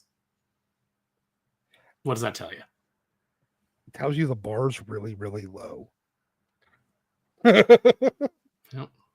Comic books never been better, Aaron. That's right. That's right. It's Have the healthiest the industry sales of Kaiju number 8. Dogman's doing great. Oh my goodness. Let's hear for the peoples on this one. Nerd, just to clarify myself, I think Superman would ignore saving a school bus of children if it meant being able to beat down Darkseid or Mongol. Well, I mean, that was certainly the Man of Steel. Don't save the people, fight Zod and punch him through buildings. Somewhat, but also Man of Steel, he saved people too. Still, like when he was fighting in Smallville, he saves that dude falling out of the helicopter, multiple other people. But he saved like a couple of people, but the minute he gets into a densely populated area, he's like, "Nah, fuck them people." I'm just saying. To a building. Yeah. I'm just saying that Guardians of the Galaxy came out the same year, and Rocket Raccoon put in more effort to save people than Henry Cavill's Superman did in Man of Steel. They've done Superman dirty. Yeah. So you think that would be a good fall from grace? Like there's something so personal, like, I don't know, Darkseid killed Jon Kent, that Superman is so full of rage that he allows all this other stuff to happen while he fights his personal battle and leaves people, defenseless against the what are they? The parademons, whatever they are. Yeah, that would turn. I mean, that would turn the public against him. Yeah, definitely wouldn't be a good thing for his image or for Superman in general. But I don't know, this scenario he's saying. I think Superman would blame himself. I think he would go into a deep depression over something like that. Like we had with not talking about someone dying, but like well, that was the thing with when at the end of Ending Battle, where Manchester Black has Superman believe that he just murdered Lois. Just right then, Manchester Black killed Lois. And Superman thinks in his head about 100 different ways about how to kill Manchester Black. And he's like, but then I'm not Superman. He's like, she died believing I'm Superman and I'm this guy. And if I do this, then she dies in vain. There's no point. And he's like, Manchester Black, you're going to go rot in a prison forever. He's like, but I'm not going to kill you. It's already established. Like, yeah. So it's like, we know how Superman would act. Also, like the scenario he's talking about, like one of the best parts of Death of Superman is when the house is burning for that one kid who like hates Superman and his family, and like he's crying and he's like praying essentially to Superman, please save my family. And Superman's getting the shit kicked out of him by Doomsday, and he figures out a way, puts him in the bottom of the ocean under like some mud, and he goes and he saves that family. Like Superman's always paying attention, even in the middle of battle, fighting Doomsday, who's just as big of a threat as but Zod was turning his head, Dylan, and he had to stand there. He had no choice. He couldn't like fly up with him. He couldn't. This is what I love about that. Is Zack Snyder too stupid to realize that you don't have to turn your head to turn your eyes? So not understanding how the heat vision Zack works. Snyder doesn't put a lot of thought into a lot of things. So no, sounds like a bunch of fucking virgins living in their basements to me. Yeah. My Superman's gonna fucking kill, and you virgins are gonna grow up. I love that panel. What an idiot. I like him talking about his Batman can get raped in prison. That's what I like hearing about. That's the same panel. That could happen in my movie. My Batman can get raped. My Batman gets sodomized. Like, Great. cool, dude. That's yeah. It's like, and you were saying that that's a positive. If I'm hearing you It's right. more realistic, Aaron. We're going for realism here. We're not going for heroics. I could say something really awful right now, but I'm gonna hold back. Hold back my darker impulses. Mr. DC Comics says Absolute Superman should have been Jon Kent. I mean, if they hadn't made him Maybe. unmarketable. You could have done it. I Interesting. don't know, man. I can't. Boring book. I just don't like it. It's yeah. I miss liking comics. I mean, there's some comics I like, but I don't like. No, that. there's still some good ones out there. Absolute Obviously, there's still some good ones, but Absolute Batman came out this week. It was pretty big and dumb and Transformer stupid. 17. I miss fun. being I liked it. excited. I miss being excited about like everything about. I miss like being They're excited out there, about brother. universes. And the They're only out universe there. I'm excited about now is the Energon universe and the Ghost Machine universe. Mm. So I mean, I still got two, but the universes that I grew up You on. should get I excited just about the Conan fucking- universe. That one's great. We're about to get a. Oh, I Simon guess King I book. didn't You got a really Conan think of it event as a next year. universe, but you were right. Yeah, that's good We got stuff. multiple books. I bought a copy of the Conan trade for my dad, so Oh he yeah, has it. Well, I got to contribute to Jim Zub's rep as everybody's dad's favorite writer. absolutely. They should have come up with a better plan for Absolute Superman. It's just it's nothing Boring. book in my opinion. Yeah. Well, the beginning of the poor planning was Jason Aaron. Yeah. That was It's the for big- wankers. Joseph Borelli. There's no way DC would imply that torture turned John gay. Absolutely. Well, yeah, No, they no, wouldn't. that wasn't. Yeah, No, Saturn wasn't- Girl that wasn't turned him really gay. part He of was it. pushing for that one. That wasn't really part of our pitch, but yeah, we weren't talking about that. He broke up with Saturn Girl in the 31st century, so Saturn Girl did the Jean Grey. Oh, that's People Yeah, forget that's- about that. They're like, no, he was always gay. It's like, no. When he was in the Legion of Superheroes with Brian Michael Bendis, he did have his first kiss with Saturn Girl, Also, Well, yeah, when he but was a the- kid, he had a crush on that The- little girl that was like an Yes. alien. Remember? Yeah. where he that's why they shot had to give the him the- cat. that's why they had Yeah, to give him yeah. the bisexual, Yeah. tagline, which means he will never be interested in a girl again. But we've got that out. Now from he's into his guys previous and trans. So Yeah. That's right. Self. I love that issue Next when will be he centipedes kills the from cat Mars. with his heat vision playing around. Yeah. So maybe Man, you Mark tell is the really torture disappointed. story. Maybe you tell the torture story and you have him get molested by like Power Ring or something. Nah, that Stina that's Grace can not write where the we're book. going. He can write the Yeah. book and Alan do Moore something. did that already on the Miracle. era Man. of Superman was so good. You had John Ridley if- already did that in Superman Red, White, and Blue or whatever. What was the Miracle Man one, Sully? That's what Alan Moore. That's what happened to Kid Miracle Man in the Alan Moore reboot in 1981. That's the first Dark Age comic book. It was like, it made Kid Miracle Man a victim of abuse, and Kid Miracle Man goes crazy and uses his superpowers for bad. Has a heel turn. It's the first of the Alan Moore dark stuff. It's out there. It's amazing. I don't remember that. Oh man, check it out. HH and the fellas at Sigma Comics. Greetings, aficionados. Was great to see Aaron and Drew at MegaCon Aficionado Mania. We running wild in Dallas. Here we go. Absolutely. It's going to be fun. HH had a great booth. Oh, yeah? Yeah, Mhm. it was like right on an end cap. It looked great. It was like eye catching. You walked in, you couldn't miss it. It was fantastic. Did he get in trouble for wearing the headset? That I don't know. I didn't see any of that, Oh. but He got in trouble one time. They said he was speaking too clearly and loudly. He was guarding all the attention around him or something. oh, he had They like a take it off. boom mic or something. Unfair advantage. Yeah, he had like a little headset with a speaker behind him, so everyone could hear That's what he cool. was pitching. Yeah. Yeah, that's Yeah, smart They got mad at him. for marketing. That's gonna be himself? fun. Dallas is gonna be a good time, dude. We're gonna Yeah, have a it nice is. time. Yeah. You're gonna have Dylan nuzzled up by your feet like a cat. You got nowhere else to sleep. Hey, we're not I gonna think it's like, cuddle. aren't we a little old for the everybody cram into a con room and No, The way I snore, It's you don't it's an want to, expensive, Airbnb. dude. It's an Airbnb. It's that's sizable. toy money. Mhm. What are you talking about? That's right. I don't want to spend money on a room. I want to spend money on toys. So when I was stationed in England the first time, these three guys that were in a detachment to the unit I was in, they were like, "Hey man, you want to come to Germany with us? We're going to go down to this American like resort. It's a military-owned resort by the government for like U.S. service members. That's down on like the border with Austria, like around Munich and whatever. I was like, yeah, sure. Like, yeah, we're gonna take care of it. Just get your tickets.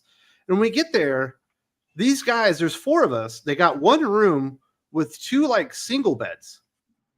Oh, not even a What queen, the huh? fuck, dude? Yeah, I was like, you couldn't even get some doubles in here.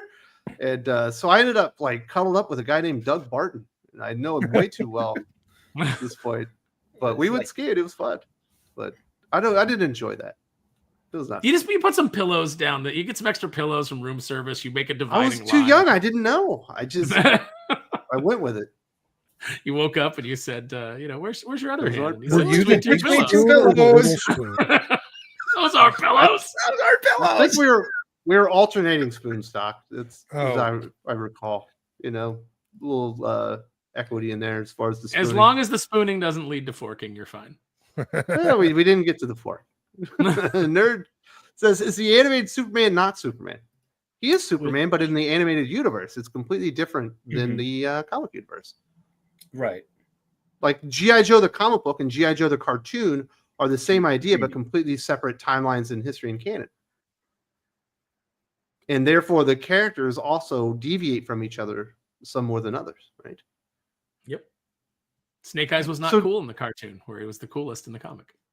Exactly. Dylan, do you like the Superman the animated series as much as like Batman the animated series? No, it's not. It has its moments. Like there's some arcs that are good, but for the most part, I hate it. It's really bad. The characterization of Superman is bad. I remember when they did that crossover between like New Adventures of Superman, Batman and Superman. There's like an interview clip. I remember watching behind the scenes as a kid because I got the DVD from Kmart and I watched it. And behind the scenes, Bruce Timm's like, yeah, I was always a huge Batman fan. He was always my favorite growing up. And Superman, Superman's a person. And then he like just keeps going. It's like he has no interest at all. He just loves sucking off Batman. Couldn't care less about Superman. It's very apparent in the show. Like they don't really care about Superman at all. Paul Dini cares about Superman. That was really good. I mean, the finale of that was so interesting. It's very few and far between. You see a major character get killed in a quote unquote children's cartoon, and it was Jack Kirby. Was cool, yeah. Like I said, it had its arcs that were interesting. It had some like the dark side stuff was good. A lot of it was like just Superman was a big dumb idiot that thought with his fists first, and also was constantly getting cucked with Lois. And there was a lot of stuff with that show that I didn't really care for. But do you like My Adventures with Superman, the new one? I watched like the first 2 episodes and stopped. I was like, it's some of the worst character designs I've ever seen. What they did with Deathstroke, oh my god, what was that? What, they put a diaper on him or something? What happened? They made him like weird emo looking. Also with what's her name? They did the same thing with Livewire too. Livewire looks horrible. Look up how Deathstroke and Livewire look in that show. Oh, you would never guess it's Deathstroke and Livewire. They look horrendous. The worst designs you could possibly do. But aside from that, the characterization and stuff was annoying too, and I didn't really. No, he's got like a weird skull thing, like a. But I mean, when he has his helmet on, yeah.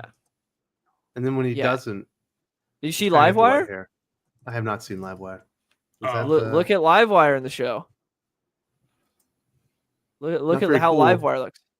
Yeah, when he has his helmet off, he looks like a weird like anime protagonist. It looks really weird. She's got a terrible haircut though. That's always a plus. Horrible.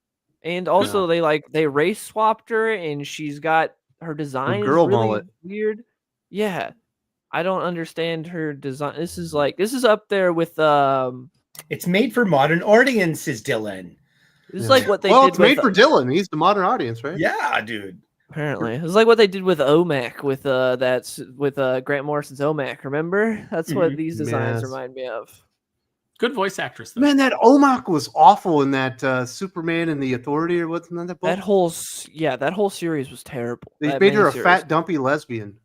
Yeah, not a her though. Remember, she specifically tells you it's like a they them. Whatever, man. Don't. That whole wasn't a good look. Was terrible. It's like, how's this the same guy that wrote All Star Superman? That was the same them that wrote All Star Superman. Nerd says he needs to hear your tier list of versions of Superman. I guess from best to worst. Ooh, what is the best version?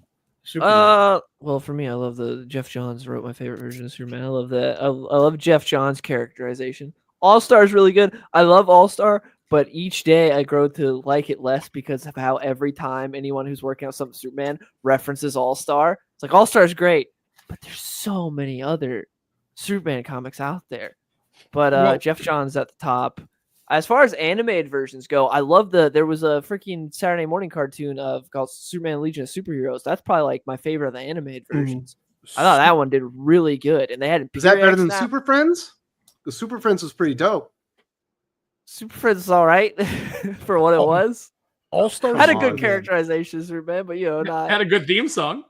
Dylan, Yeah. I got a question. I the way that I read All-Star Superman is this was in the era of Grant just wanting to do a cover band version of somebody else's greatest hits. And he had just gotten done doing Chris Claremont's greatest hits over at Marvel. And now he came to DC and made All-Star Superman, which was basically just Superman's greatest hits. Yeah, essentially. Nothing really new added to the character, just greatest hits of who Superman had been throughout, I guess it would have been about 65, 70 years at that point.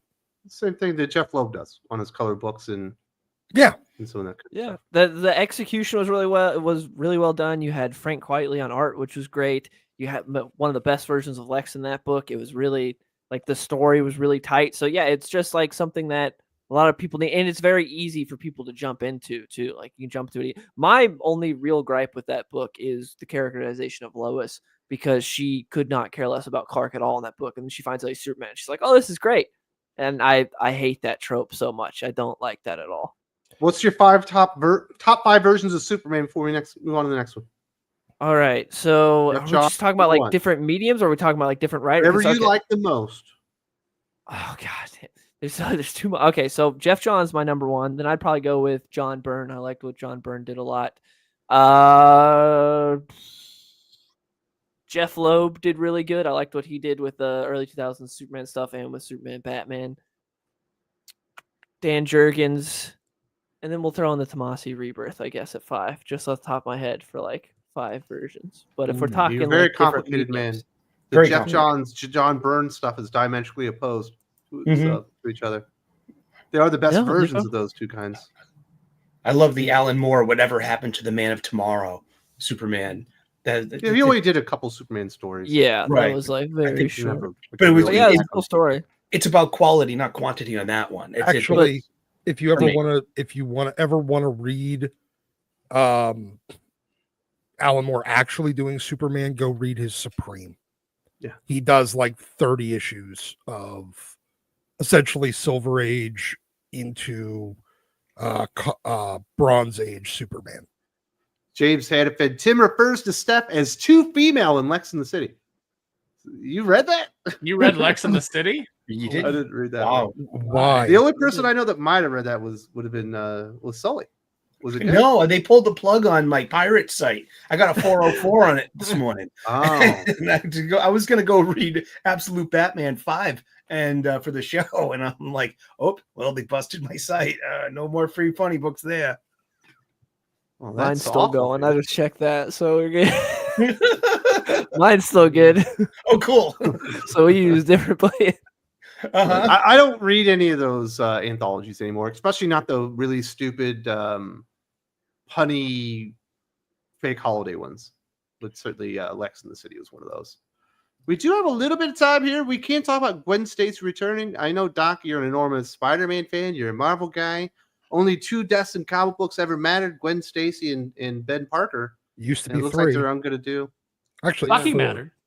It was 4. It It was Jason Todd, Bucky, Ben Parker, and Gwen. But here's the thing: Gwen had been off that list for 30 years.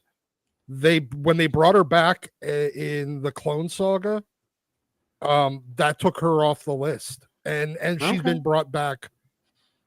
10 She has never times. not been there, whether it be in an alternate multiverse, Spider Gwen type of thing. They're always bringing her back. But are you excited for Gwen Stacy returning and someone digging up her desiccated corpse? No, because I mean, didn't Nick Spencer just do that in? He actually did dig up her bones in his ASM run. He did, didn't he? Yeah, that whatever the fuck. She was at that big monster thing. Yeah, like all her bones, her dad's bones, Captain Stacy's bones. They were all sitting at that fucking dinner table with So look, the idea of bringing Gwen back, I mean, honestly, it's lost its shock factor to anybody. Like, oh, well, they're going to do it again. And, oh, how are they going to then write their way out of doing it? Because the jackal brought her back and she ended up Dr. Miles Warren's housewife. He brought her back twice, but she was both times revealed to be a clone. Yeah. So she wasn't a real human. She didn't, Yeah, exactly. And she's just a meat robot. This time she'll end up as some sort of fucking clone as well. Hates clones. Did you hear the slur that he just used against Absolutely. clones? I don't, Meat robot? I don't respect clones. Hey, in fairness, none of us are actually people. We are brains. Well, we were piloting a meat mech. If the story wants to be truly ironic, I will be revealed to be a clone myself, and I'll have to come to deal with it. Like, oh my goodness, all my anti-clone rhetoric over the years, and I'm a clone myself. You'll be a replicant, and Well, have you read any of the solicits for the end of 8 Deaths of Spider-Man? I mean, do you know what's coming next in Act 3 of this grand story being told for us? I'll be honest, after the second issue, I stopped caring. Even when I do the solicitations, I don't even read them anymore. Oh, okay. They're so stupid. Well, because it bottomed out this week, Sully. This was easily the worst issue of I agree with a story that has been completely terrible. I mean, I'm trying to like it, but I couldn't like this one. I've still yet to figure out how he wins. Like, he should have just stood there, died 8 times, and been like, "All right, I die, I win." And then I get rebooted because I have these stupid magic reeds. Right, but apparently Peter runs out of these reeds, and he can't come back. He doesn't have another one up, and so maybe when Peter comes back, because the next line, I heard ASM #1 by Joe Kelly, alive and thwipping, and maybe when he comes back, maybe he gets to bring Gwen with him from the other side, and wouldn't that be an interesting kind of setup? He's with the first love of his life, while awful. MJ is stuck with Paul. It removes the impact of her death and the fact that he tried to save her and failed and had to live with that guilt his entire life. Yeah. Well, it could be. Oh, I know what's going to happen. Remember, Nightcrawler was just Spider-Man. Nightcrawler's going to bamf back to heaven because that's how he came back to life, just bamfing back to Earth. God. Thanks, Jason Aaron. He bamfed right back to Earth, so he could bamf into heaven and just grab Peter and fucking Gwen and just come back. He'll bamf them back. And grab Freddie Mercury while you're there too, Kurt. Please. Does this get you excited for Amazing Spider-Man #1, Dylan? I know you're more of a DC guy, but you go over to the Marvel side if there's something exciting. Is Gwen returning get you into that book? Only if they do the idea we were talking about earlier, her and MJ and Paul in a throuple. That would, that might get me to drop some cash on an issue. Otherwise, I don't care. Peter cries and beats off at the same time. Gwen comes back. It ends up a Gwen Black Cat lesbian book, but it's a Max title. That I might be able to get behind. So like hooking up with Aunt May or what's going on? No, they already did an MJ and Black Cat book. Yeah, but now it's Gwen and Black Cat. But this time it's a Max title. Yeah. Well, they can do some Red Band stuff for Sully. Redman, give me Gwenpool and Jackpot. It'll be a Max book, and then they even have the Red Band, but that's when they just get their periods. Exactly, I knew it. There you go. Thank you for ruining the subject. You're welcome. So we'll move on for that. We'll get to our comic book recommendations. I saw that one coming, and he actually did it. So, Dylan, there are some decent DC titles out this week. Is there anything you want to recommend? Yeah, I've got a few things to recommend. I'll say it was a weaker issue, but I'll always recommend Geiger. Still, still got Gary Frank pencils. Weaker issue, but still I'd recommend it. Absolute Batman number 5 was really good. When Nick Dragotta's on, this book is fun. When he's off, it's not the best. But when Nick Dragotta's here, man, the non-lethal means he uses are extreme. Impaling people? Great. It's so much fun. That dude, they chopped his hand off earlier, and now he's just stabbing him 75 times. It's the best. I love it. Batman and Robin number 18. I'm really enjoying Batman and Robin. We talked about it at the beginning. It's really good. And also, you have that flashback artist. So we have consistent artists on here, which is great. We haven't had any fill-in artists yet on this arc, which is cool. Aquaman number 2 was really good. Big step up from number 1. I love a hero just saying, I'm going to kill you, and it not being seen as like a horrible bad thing, or like, because every time something's like that, it's like, that's not heroic, it's bad. But it's like, it's an evil entity he's fighting, and he's like, I'm going to kill you. That was sick. Love that. Aquaman 2 was really good. I'm continuing to enjoy Batman Dark Patterns. I think the artist on here fits way better than he does on Absolute Wonder Woman. I like him drawing Batman in this like dark, grimy Gotham in this world, and it's an interesting detective story. And then if you're enjoying DC versus Vampires, they had a tie-in, Darkness and Light number 1. Wasn't the best, but it was fun. And if you're enjoying that, I'd say check out the tie-in. Had some cool stuff with Guy Gardner that I liked. Yeah, it was an interesting week. They put out some bigger titles. What was it? I wanted to mention something. It feels like I've lost it. What was I going to talk to you about? I was going to say something. Oh yeah, Aquaman. Doesn't it feel like they've really put some balls on him now? Like he's never had this much testosterone and like testicular fortitude to him. Yeah, him again. That is straight up death threat when he comes back. Like after he got captured and hung out to bleed to death, and he just comes back. He's like, "You're John Tim's art really sells it too."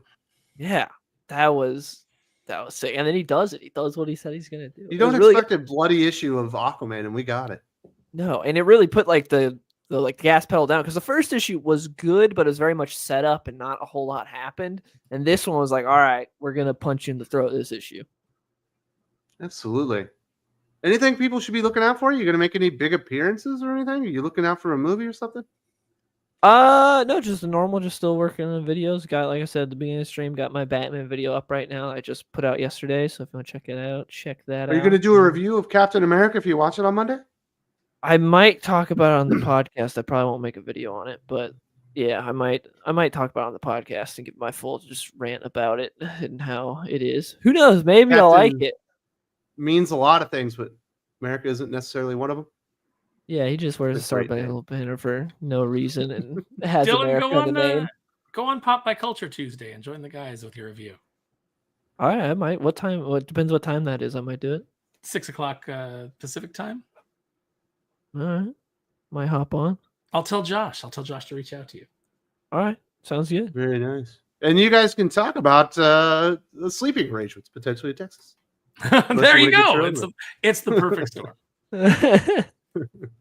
So definitely appreciate that, brother. If you're looking for Real Comic Book Gamer content, there's a link in the video description to the YouTube and all that good stuff. And HH from Sigma Comics says Frank Miller cried when Gwen Stacy died the first time.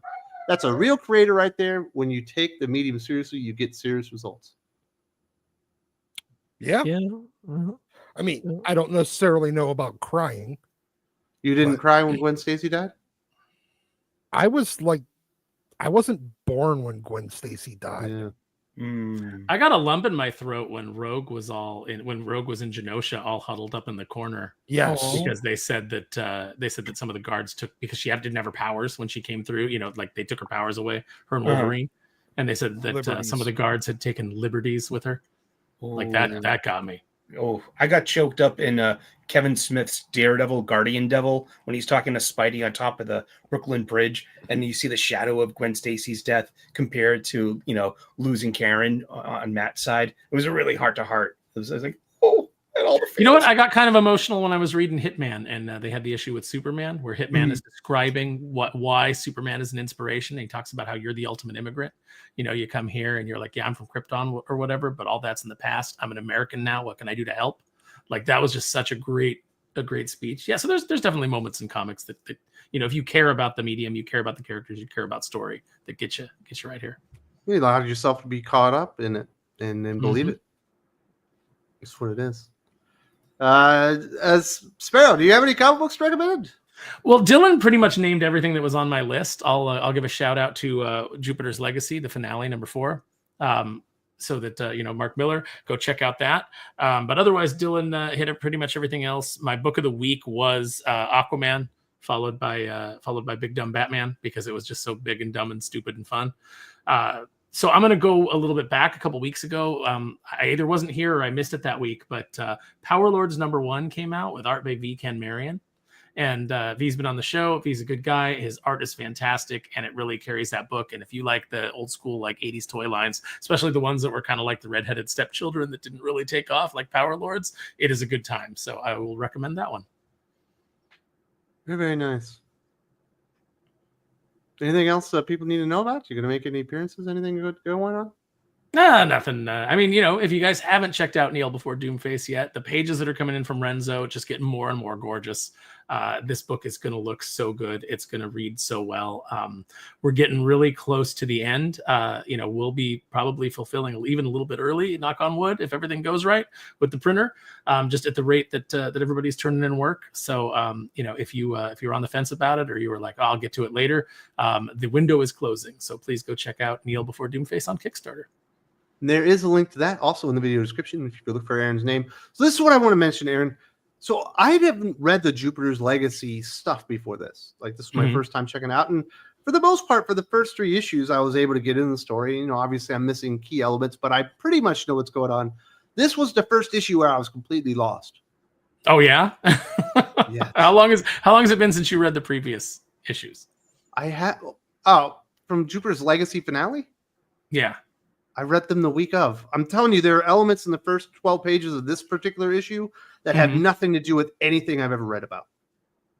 I mean, that's fair. I just kind of like, I kind of understand where you're coming from. I kind of chalked it up to, this is something that like is going to be, it's going to get picked up, and I'm going to like understand it later in retrospect. But yeah, it was a little bit of a Well, I thought you had read all this stuff. I was just saying, if you haven't read all this stuff, this one might be a bit confusing. The problem with me as a reader is that if there's a gap in between anything anymore, I tend to, unless it was really impactful and I reread it a couple of times, I tend to kind of like forget the finer details. So especially with the Miller World stuff. Well, yeah, and you got so much going on, you got so much in your head. With Miller World, I find that I often have to go back and read the previous series when a new one's coming out and like re-catch myself up. It's a lot like when I was reading Eye of the World, the Robert Jordan books, The Wheel of Time, and I finally caught up to where he was, and there were still a couple books to go. By the time that next book came out, there were so many characters and so many different locations and so much going on that I was like, I don't know what's happening anymore. And am I going to go reread 12 books worth of information to catch myself back up? No, I'm not. So I never actually finished the series. Very nice. And Yul Carter mentions that Weapon X-Men comes out next week. And I do want to point this out. I believe Joe Casey is going to come onto the channel Sunday for a conversation, not only about Weapon X-Men, but other topics as well. But this should be fun. Cool. And that'll be very cool. It'll be first time on the channel. And you eventually you're going to have to respond to me on social media. You can't keep ignoring me, Yul. My goodness.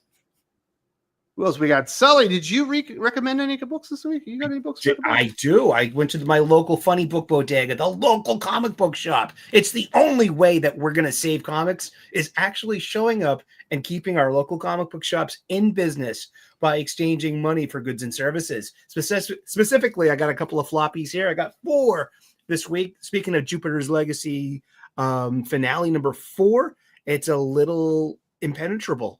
It really, it's kind of hard to get into. You had the same issue I did. Yeah. And because I've been reading this from the very beginning. And I think I've missed maybe 1 or 2 of his minis of this. So I'm so lost right now. But for me, I'm just like, I'm picking them up. I'll fill in my blanks and I'll catch up a little later. I got Aquaman number 2. It's pretty good. Yeah, I liked it a lot. Aquaman's definitely got a set. And he's flexing him. Sure. Green Lantern Corps number 1. We talked about it earlier.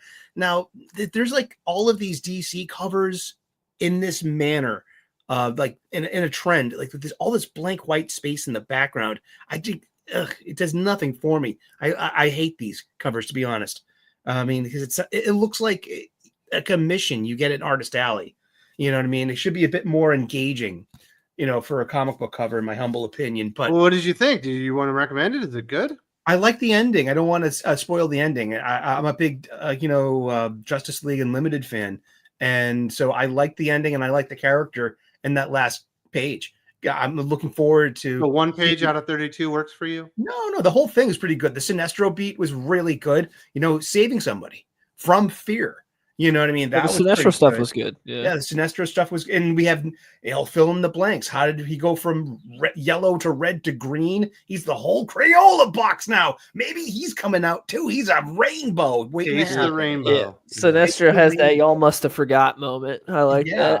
And next will be blue, and you'll see the Buddha Sinestro. Follow the Buddha, But my pick of the week is Transformers 17. This will make you get up and cheer. Look at this beautiful Daniel Warren Johnson cover. Events happen in the book that reflect the cover. Thundercracker is on a rescue mission to save his brother Skywarp. What does this hold? We have a brand new Transformer for the first time in forever. This is great. It's got a great ending to this. I want to see what's next. It's full of action, full of great art, familiar characters told in universe, in character voice. This is just makes me so happy. This made me realize, reading it on Wednesday after a hard day's work, picking up my funny books, getting home, hunkering down and reading a book that made me feel happy, and it was fun, and it made me really embrace what we do here, the serialized aspect of floppies, you know what I mean, and with the anticipation of our next installment, and it still works in serial, and this is a testament to that. So pick up Transformers 17. This is really fun, and it's really good. And those are my comics this week. Yeah. Transformers 17? I thought it was 21. You are right. This It is is Transformers 17. number 17. You'll see Starscream right up in that corner. Energon Universe trade dress. And oh gosh, this All right, Jorge Sully, this Corona is for art's you, dude. amazing. Kalichioki, what did you do? My comic pirating site isn't working either. Were you not using a VPN or incognito mode? What the fuck? How did you fuck this up for everybody? I don't know what happened. Was it my fault? Yes, that's what he's All my implying. fault. There you go. We don't know what he did. He did something, but It's all my fault. Blame Boston, okay? yes. All right, Doc. You got any books to recommend this week? Well, Aaron, you're muted if you're trying to talk. let's just say I am not recommending, but I'm also not saying don't read One World Under Doom. It is just, I'm recommending you go check out our review so you can get our full thoughts on it, but it is almost the definition of mediocre. But instead, I will recommend, let's go with, I love these old Uncanny X-Men annuals that Art Adams would do the art on. You'd wait an entire year to get a new issue with Art Adams art. And this is the issue where Longshot joins the X-Men, and you also get, the newer version of the New Mutants. And I love how ridiculous this cover is, homage to giant sized X-Men #1 and all that. So I'm going to recommend, this is Uncanny X-Men annual number 10, I believe. The next, hey, this is one that you'll probably be able to be picking up relatively cheap because all the idiots left holding the bag after this stupid movie came out. They're going to be trying to dump this book off pretty quick after this movie flops, and Red Hulk is only in it for like 8 minutes. So, you can go, this is Hulk #1. This is the Jeff Loeb, Ed McGuinness one. And kind of like the Winter Soldier or Captain America Brave New whatever, also doesn't actually have the Red Hulk in it. So, then we can go with the dumbest thing that Jason Aaron ever wrote at Marvel. This is where Nightcrawler vamps his way out of heaven to come back to Earth, to come back to life, because he had died about a year or two earlier in, what was it? Was it Second Coming he died in? Or Messiah? No, I think it was Messiah Complex. And yeah, he dies in there, and then he just vamps his way out of heaven. So go buy this just so you can read how stupid it is, and then stick it in a paper shredder. Because sometimes comics are dumb. Yes, sometimes comics are really, really dumb, and every time Jason Aaron touches something, it gets incredibly retarded. And then finally, kind of a nothing book, right? It's right before Age of Apocalypse. This is during the whole Legion quest thing. So it's Cable versus Bishop, but it's back in the past, and Bishop had been, I guess he's working as a longshoreman in like the 1960s. But that's the reason why you should probably try to find this. Newsstand edition. These are, especially in the 300s, they start getting really, really hard to find because the newsstand is dying off. Direct edition is taking up after like 1992, the newsstand starts dropping off precipitously, and they become much, much, much more difficult to find in decent quality. So newsstand edition. So there you go. Those are my recommendations for this week. And shout out to Gunslinger Spawn number 40 this week. Was amazing. What a good superhero comic book. That too. Sorry. Edward Hawa says, I never go to cons, but since I live in Dallas, if I want to meet y'all, what day will you be there? Friday or Saturday? Thanks. My plan, and I can only speak for myself, I'm planning to be there Friday and Saturday, and then we are flying back on Sunday. I think I'm going to bring the brood with me. I eat my 3 boys, and certainly my wife will be with me as well on Friday, and I think Saturday is going to be me solo, so I can be hanging out with the fellas. So I will be there on both days. I'm not sure how much we'll have plans and all that kind of stuff, but I do know there is a very tentative idea that afterwards there will also be like a meet and greet, a meetup, something like that at a restaurant or a bar or something afterwards as well. My plan is to be there all days. I personally will be there the whole damn show, hanging out with Doc, hanging out with Max, hanging out with Josh. I'm flying back on Sunday with the boys because we do got to get back to Grandpa. Hanging out with Dylan. Sully, you going? I might be there. I should be there. Yeah. You're going too, Sully? You know what? I'm more than positive. I got to go check out some hotels. So, seriously. That's going to be Josh. We might have room. Okay, cool. I will. Just, Dylan's getting in there before you because he already. Yes. and he's littler, so we can. Dylan, I'll be the big spoon if you don't mind my snoring. Where's your hand? Between 2 pillows. Yeah, girlfriend and I still need to find all the details for ourselves, but she's coming down with me too. Yep, I have booked my plane tickets, and I will be there with the whole family. It should be a whole lot of fun, and I'm very excited. But I will be flying out on Sunday because we do have to get back with the family and all that. But I think everyone can understand that. And I'm told that Sunday is the least cool day of the con anyway, right? It's the day to get the best deals. Yeah. All right. Well, I'm not looking to bring anything back on my international trip. You know what I mean? I am. Don't buy anything on the first day. Seriously, that's a good rule to have. Always wait till the last day. So the first day is when I'm bringing my boys, and they're going to demand that I buy them everything. Yes.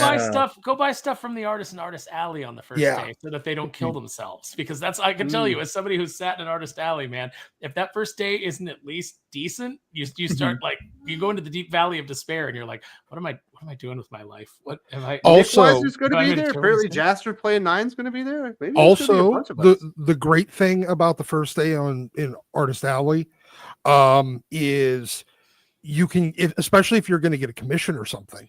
You can get on your commission list so you can actually still pick it up likely at the show.